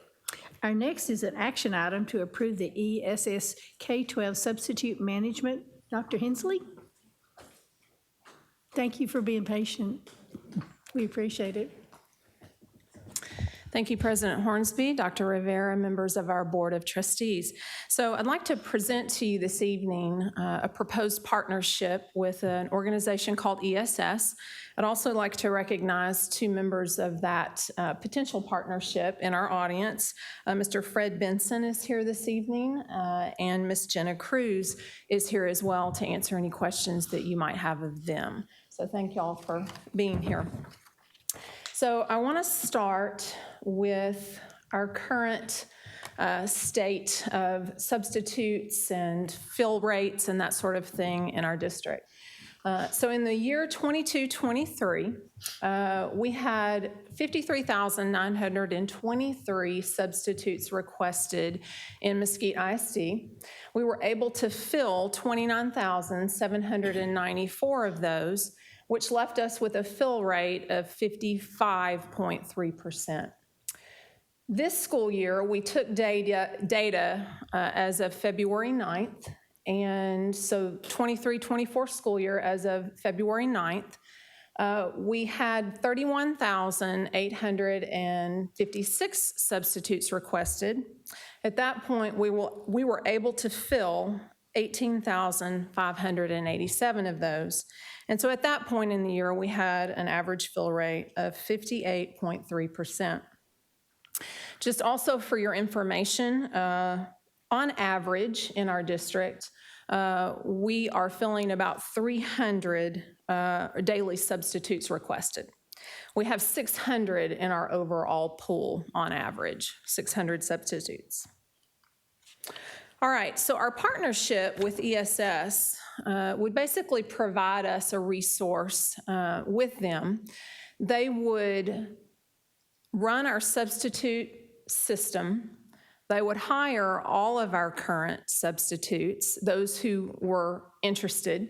They would hire them into their pool, and they would begin managing our system for us with our current substitutes. And then they would begin the process of training and recruiting even more substitutes for our pool. And so what does that look like? Their model includes recruiting and screening for us. They would do all of our background checks, and those would be compliant certainly with state and district guidelines. They would also train all of our substitutes using live interactive training that's customized by our district, so we have direct input into that with them on an ongoing basis. They would hire, evaluate, direct, and manage the entire substitute pool for us. They would handle payroll for the entire substitute pool, and they would also offer benefits to our substitutes that they're not currently able to get through our school district. They would also manage the liability, workman's comp, unemployment, Affordable Care Act, and CARES Act compliance for our substitutes that would become, again, their employees. Another thing that this partnership would provide is local, regional, and national support. And so you can see on this slide the national support, the regional support, and ongoing support that they provide because they are a national organization providing these services throughout the country. One of the main things that I like to point out on this slide is that they will provide us with an on-site team. And so it's much like what we get currently with our health insurance. Blue Cross Blue Shield currently provides us someone who is in-house with us. This person works for Blue Cross Blue Shield, but they are here working with our employees only to support them. Same with FFGA. They also have provided us a person here that works with just our staff, but they're employees of FFGA. So the same would happen with ESS. They would provide us actually an account manager and then 2 other employees. And so we would have an on-site team of 3 employees of ESS who are solely dedicated to Mesquite ISD and our substitutes here. As far as recruiting, they're able to do a lot more in the area of recruiting than we are, and so here are some highlights of that.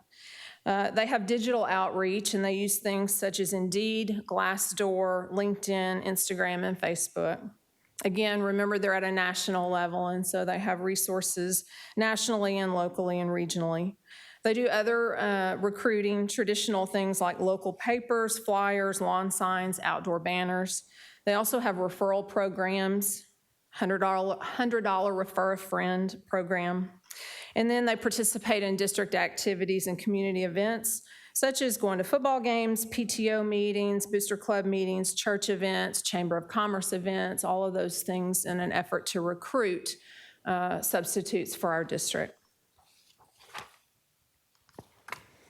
As far as their training goes, they focus on student achievement with their training. They have a 6-hour how to be a great substitute training for new substitutes, and they're able to offer that daily, which is not something we're able to do currently. They have a 1 to 2 hour district-specific orientation for new substitutes offered regularly, and again, they work with us to make sure that they're doing the kinds of things that are specific to our needs in Mesquite ISD. They do efficient hiring so that our new substitutes can get to work very quickly. They also do online training modules offered for further professional development for subs that desire that extra level of PD. Some of the topics covered in their training include classroom management, student and staff safety, professional teaching behavior, district and school policies, and digital platforms for virtual learning. Ways that they are able to engage substitutes through their program is they are able to pay weekly. And so that's a great incentive for the substitute pool. They don't have to wait for a couple of weeks or sometimes a whole month, depending on how districts pay, but they're able to do that. They do direct deposit every Friday, and the district determines the pay rates. So we determine what our subs will be paid, but ESS takes over all of the processes in that. Again, they're able to offer benefits, health, vision, dental, life insurance, and 401k. They do targeted incentives that we also are not able to do, which are things like gift cards, giving prizes away, Keurig machines, that kind of thing to incentivize the sub-pool to come to work. They have rewards programs. Again, we mentioned the $100 refer a friend. They have a career kickstart incentive, and then they have other CEU opportunities for the sub-pool. These are the districts in the Dallas-Fort Worth Metroplex who currently have partnered with ESS. And so you can see a lot of districts that we recognize in that group. And then I want to give you a snapshot of track records of success with some of these districts. And so the first one you'll see is Frisco ISD. They have an overview of student enrollment, 63,500. Daily substitutes requested on average are 460, and they have an ESS on-site team like ours would be with 3 FTEs. Their current fill rate is 96%, and their active substitute pool is over 1,700 individuals. Denton ISD, I think, was one of their earliest partnerships in Texas, and their student enrollment there is 29,900. They have daily substitutes requested averaging about 350. They have an ESS on-site team, again, like ours would be, with 3 FTEs. And then currently, their fill rate is at 95% with an active substitute pool of over 1,150 members. Now we go to Richardson ISD. They have a student enrollment of 39,500. Daily substitutes requested on average is 200. They have an on-site team of 2 FTEs. Their fill rate is 86%, and they have an active sub-pool of over 900 people. Mansfield ISD is the last that we'll talk about this evening. Their student enrollment is 35,200. They have on average 250 subs requested. They have an on-site team of 2 FTEs. Their current fill rate is at 88%. And their active substitute pool consists of over 800 people. So at this time, I'd love to entertain, or Fred and Jenna, we'd love to entertain any questions that you might have. Let me ask you, Dr. Hensley. Yes, sir. The subs we currently have, they will all go through this program if they Yes, want to sir. join in. Otherwise, Yes, one of the first things that their team will do is reach out directly to all of our current subs and work on onboarding them into this system.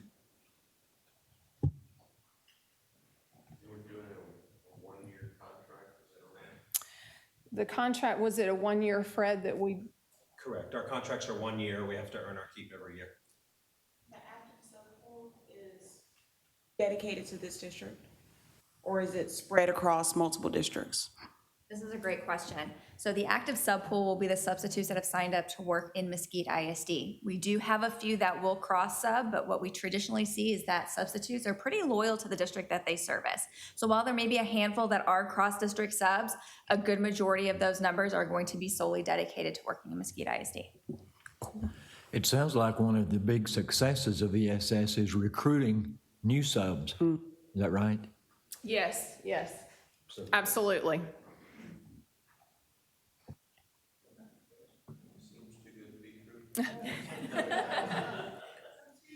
Substitutes are very difficult to. Yes, they to- are. To Yes, get ma'am. nowadays, so yes. So this is an action item? So y'all are guaranteeing 96%? Yeah. I think that we will ease into that number, but that would ultimately be the goal. It'll probably take us, it's usually a few years, isn't it, before we get to that optimum? Traditionally, it's about a year to cycle through all of the best practices Sure. that you can see.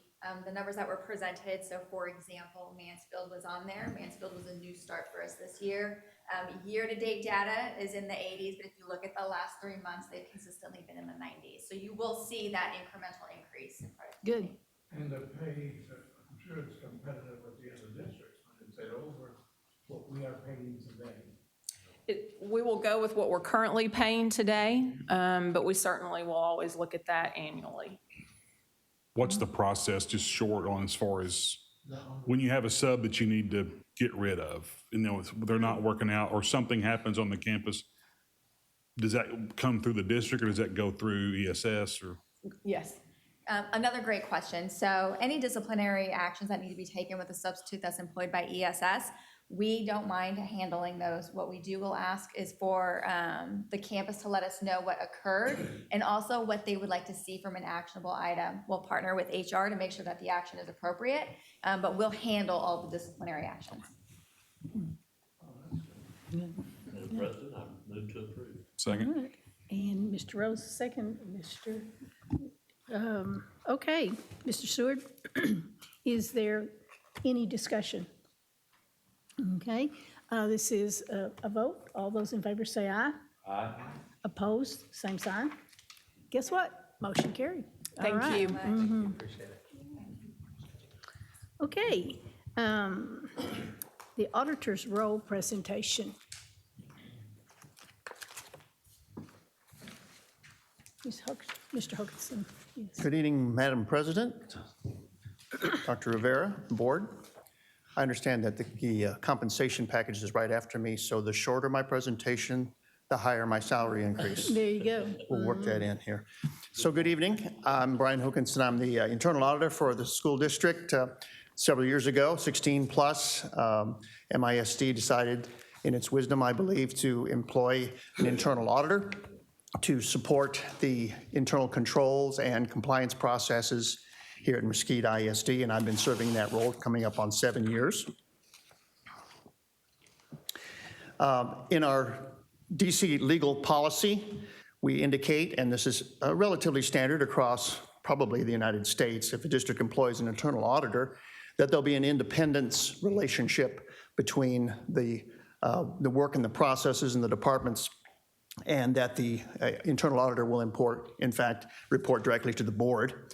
As you well know, I report to an audit committee of two, Mr. Seward, Mr. Bingham, and have thanked them for their partnership for the many years and their encouragement, and we have a good working relationship, I would say. Auditors, auditors, auditors. One auditor is the same as another, right? Well, apart from being all nearsighted and having a flow chart of our vacation plans to Branson, there are differences in auditors. So we have an external auditor as the state mandates for our financial. So we have Whitley Penn that does that. They are completely independent. They are a vendor. We have reviewed them and had different external auditor programs for several years. I myself am an employee of MISD, and I come in to audit and work in partnership with primarily our financial operations. If you look across the full gamut of internal audit operations in other school districts, you see some that will be involved in very specific areas of, for example, IT compliance, construction compliance. Our Dallas ISD, they have 20 people, some that work specifically just with certain campuses. That the structure of my work is largely on the financial role. So I'm in there looking at money, not necessarily from the financial statement standpoint, from the operational standpoint at the campuses and department levels. I am bound by an audit charter, which is reviewed and approved each year. It builds the expectations for the internal auditor role, and it wants to carve out specifically based on the internal audit standards of independence, objectivity, and skill. So I have to maintain all of those in the areas that I look at, and if I don't have any one of those, the results could potentially be compromised. So we want to be making sure that I follow those. And in the due professional care, it's important that as a single internal auditor that I partner very closely with our directors, our executive directors, and our assistant superintendents to fully understand their procedures. The programs change as legislation changes, as leadership positions change and processes change. So I'm often trying to find out what the latest trends are and how our processes are changing. Here's our current internal audit structure. In terms of who I report to, my wife and daughters and granddaughters are not listed here, but I do report to them. In the middle there, I report to our audit committee members with a solid line. I have a dotted line to Mr. Prado and the superintendent in the finance and operations area, And as I have needs for partnership, liaisons to new processes, I'll work with Mr. Prado, Ms. Chappelle, and the team to bone up on the areas that I need to be working with. The audit committee, which I meet with twice a year, includes also then Dr. Rivera in reviews of major items that are taking place, getting his guidance, his understanding of the processes that I go through. And then Ms. Andrea Hensley also serves in an assistant superintendent personnel role on the audit committee. So what do I take a look at in terms of audit? So there are risks. When you think about risk in audit, people think financially. Well, when I decide and propose to the audit committee, the audit plan, there's these parameters here listed on the left are the areas we traditionally look at in terms of slotting out the time. Just like anything else in a district, we don't have the time nor the money to do everything. So we have to prioritize those things that I do. We'll take a look at the materiality of the area. I need to look at compliance if there's a lot of regulations that have changed, the risk of diversion, loss of assets, personal student devices. That's a big growing area. How do we manage that? So that's an area we need to take a look at. Time since the last audit, many things may have changed. Management and personnel, when we bring in a new leadership over an area, we want to be embedded with that process. And then limitations on internal auditors' capacity to do everything. Prioritize those, they're ranked on a grid, and that's what's presented as an audit plan. Here on the right is the breakdown essentially of the last calendar year. About 55% of my time is working on campus audits, and I do 1/3 of the campuses every year. I do some touch points on major items across all campuses, but these are anywhere from a 2-day to a 2-week work with the leadership on each campus to go through, and I'll show you an example here very shortly of what that looks like. 27%, between 25 and 30% of my time spent on other items, warehouse audits, pre-K programs, bilingual ESL audits. Ad hoc requests come from also leadership and from the board on occasion. I do some training and consulting, especially with new APs that are in fixed asset roles who have very little experience to that. I kind of partner with them, showing what models in the Munis system are used for that. Our fraud hotline, which I'll touch on briefly, takes a little bit of our time. Operational risk management updates. This is kind of a broad enterprise risk assessment of our district. And then working with the audit committee and administration takes the residual amount. Very high level operational risk management says, again, we're not just a financial risk. We have operational risks, changes in department heads. We have changes in compliance. So all these things need to be assessed by our leaders. And I've created a grid. I don't manage to it. I just report on it. And all our directors need to be aware of when they have a process problem, lacking in staff, lacking in funding. They need to be looking at the risks potentially that they have in their areas. On the right are the different areas they may look at, most specifically financial and technological that they may review. Just on a high level, what does an internal audit look like for a campus audit? Here are the main 4 areas: financial oversight, cash handling. One thing out of COVID, cash is down in its use on campuses. We go to more online, which has its own issues, but we take a look at the proper handling of that, especially at the club level. Student attendance, we do some sampling since a lot of our funding is based on that, so I partner on the Skyward team. Fixed asset oversight, we have inventory. We have tens of millions of dollars worth of equipment on our campuses, and we want to make sure it's properly managed. And looking at grants, handling of gifts, payroll, sampling, field trips are also in view. So some of the most recent things just coming out of those campus audits, we know that we have small campus administrative staffs. And to be efficient, we should, but we have a problem on TAME. When one person on a campus does virtually everything financially, that's a red flag. If we can't separate those duties in terms of cash handling and payments, we need to build in controls. If our accounting team is on the ball, and then we're in good shape. Inventory, we've got 38,000 students, 38,000 Chromebooks out there. So how do we manage to that? Also, when we make new purchases into the cafeteria, are we managing those assets?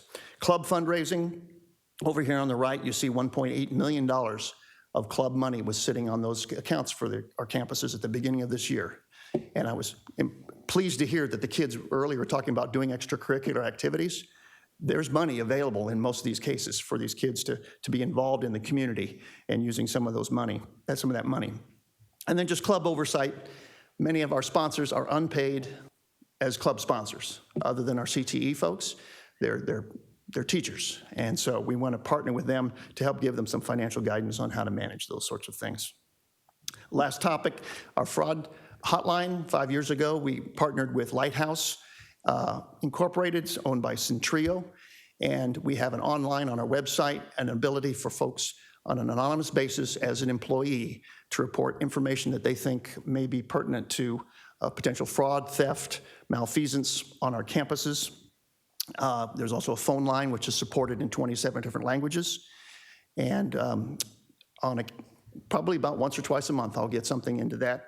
Sometimes it's just a personnel issue. We hand those off appropriately to the personnel team.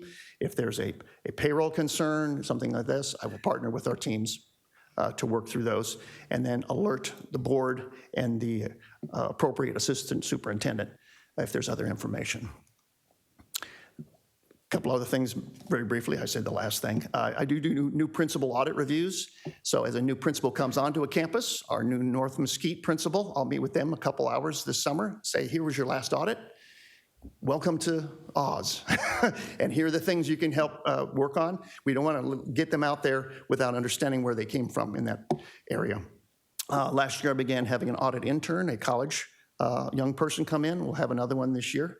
A young lady from East Texas Baptist University will be partnering with me for 2 months starting in June.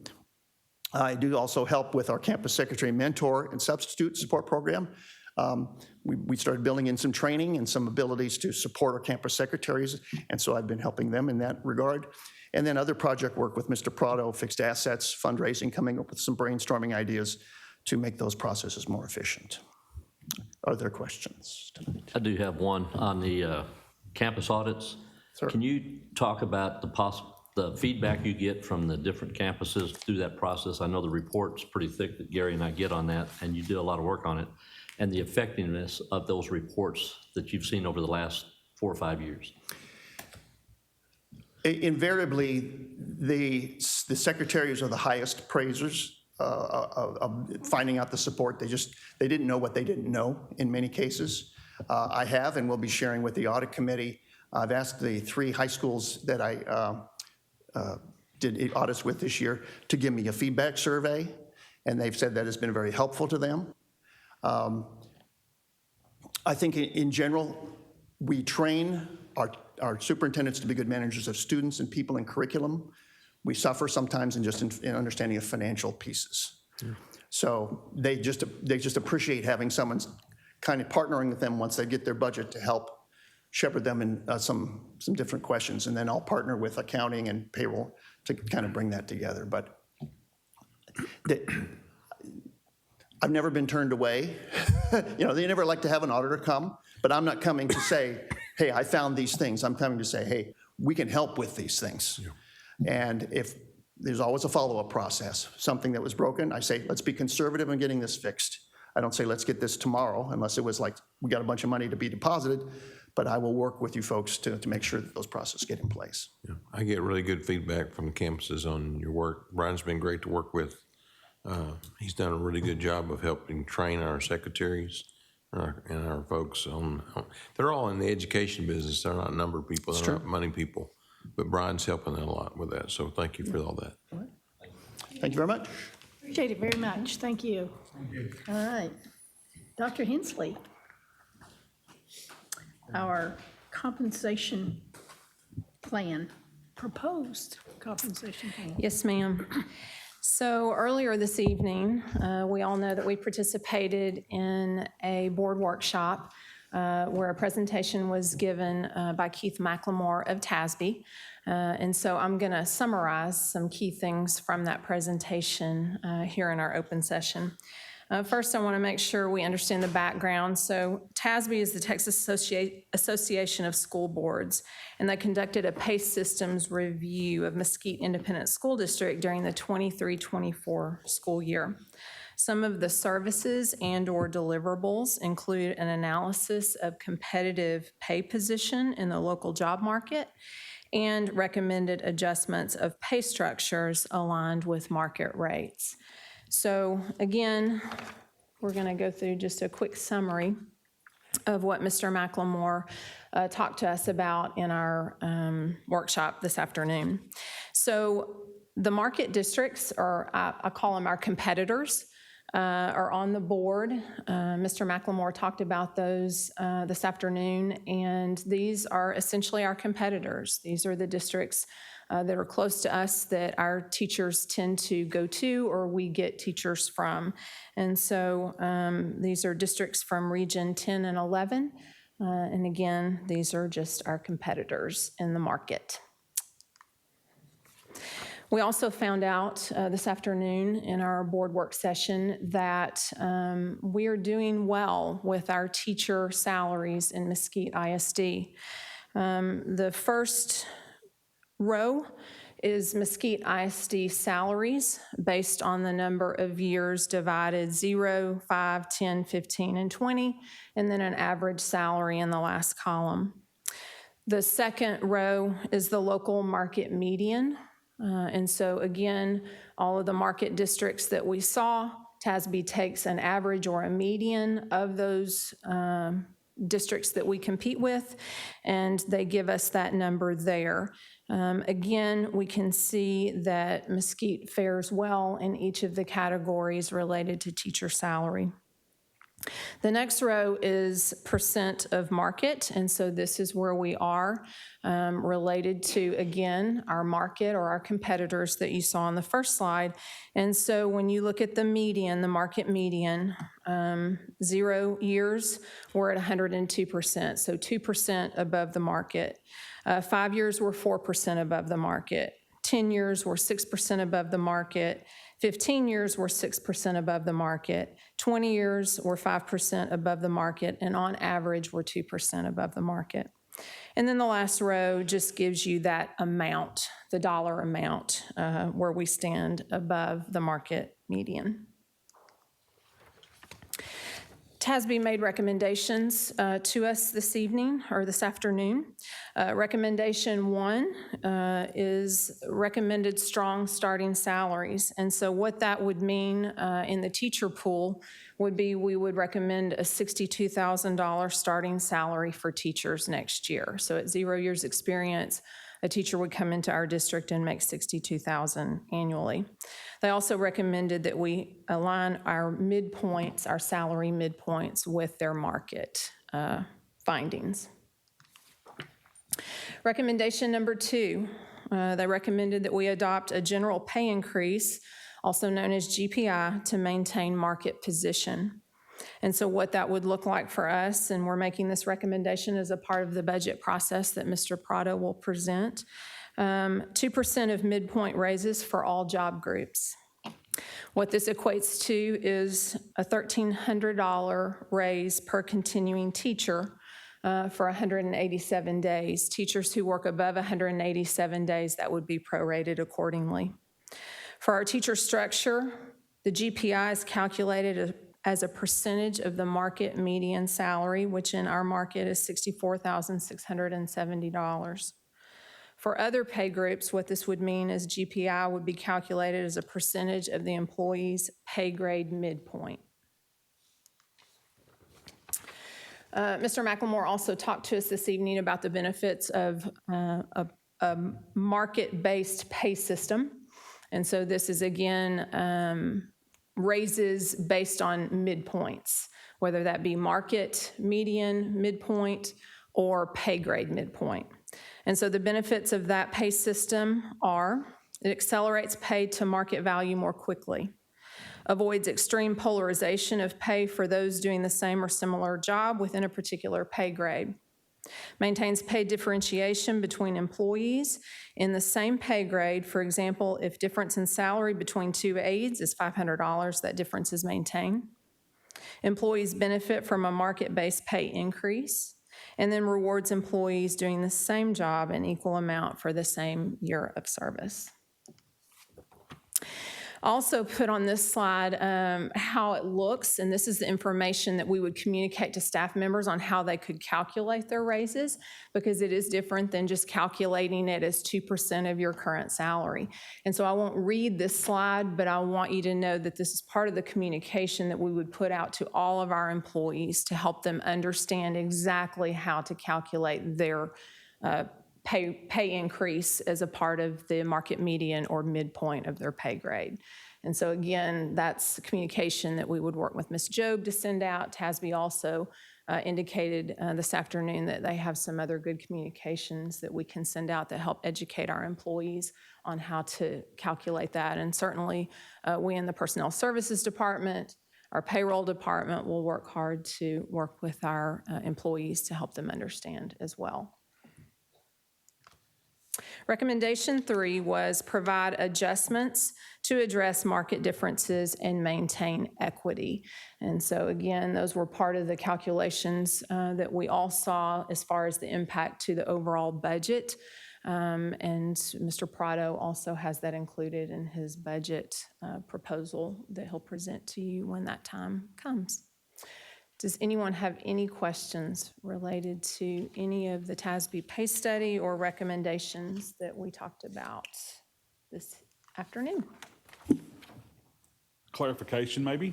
Yes, sir. Just for those that maybe still be listening. So what this means, if all this comes to fruition, is that the way I understand this is that a lot of the teacher increases would be similar because they're already on a set scale. Yes, sir. What we're looking at after that with contracts of people above teacher and counselor, admin, people like that, everyone's pay increase is going to be different based on where they are in relation to the new midpoint that'll be set by TASB. It'll be based on the pay grade, the midpoint of the pay grade that they are currently under. Yes, sir. So the example would be two people working across the hall from each other with the same amount of time that may be making a different salary for whatever purpose. That'll eventually start to correct itself as we base off the midpoint of where they are in relation to the midpoint. Yes, sir.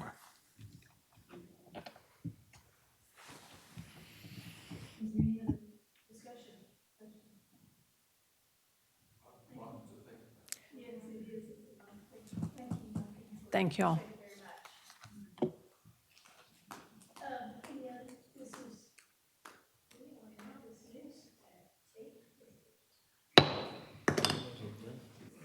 Huh?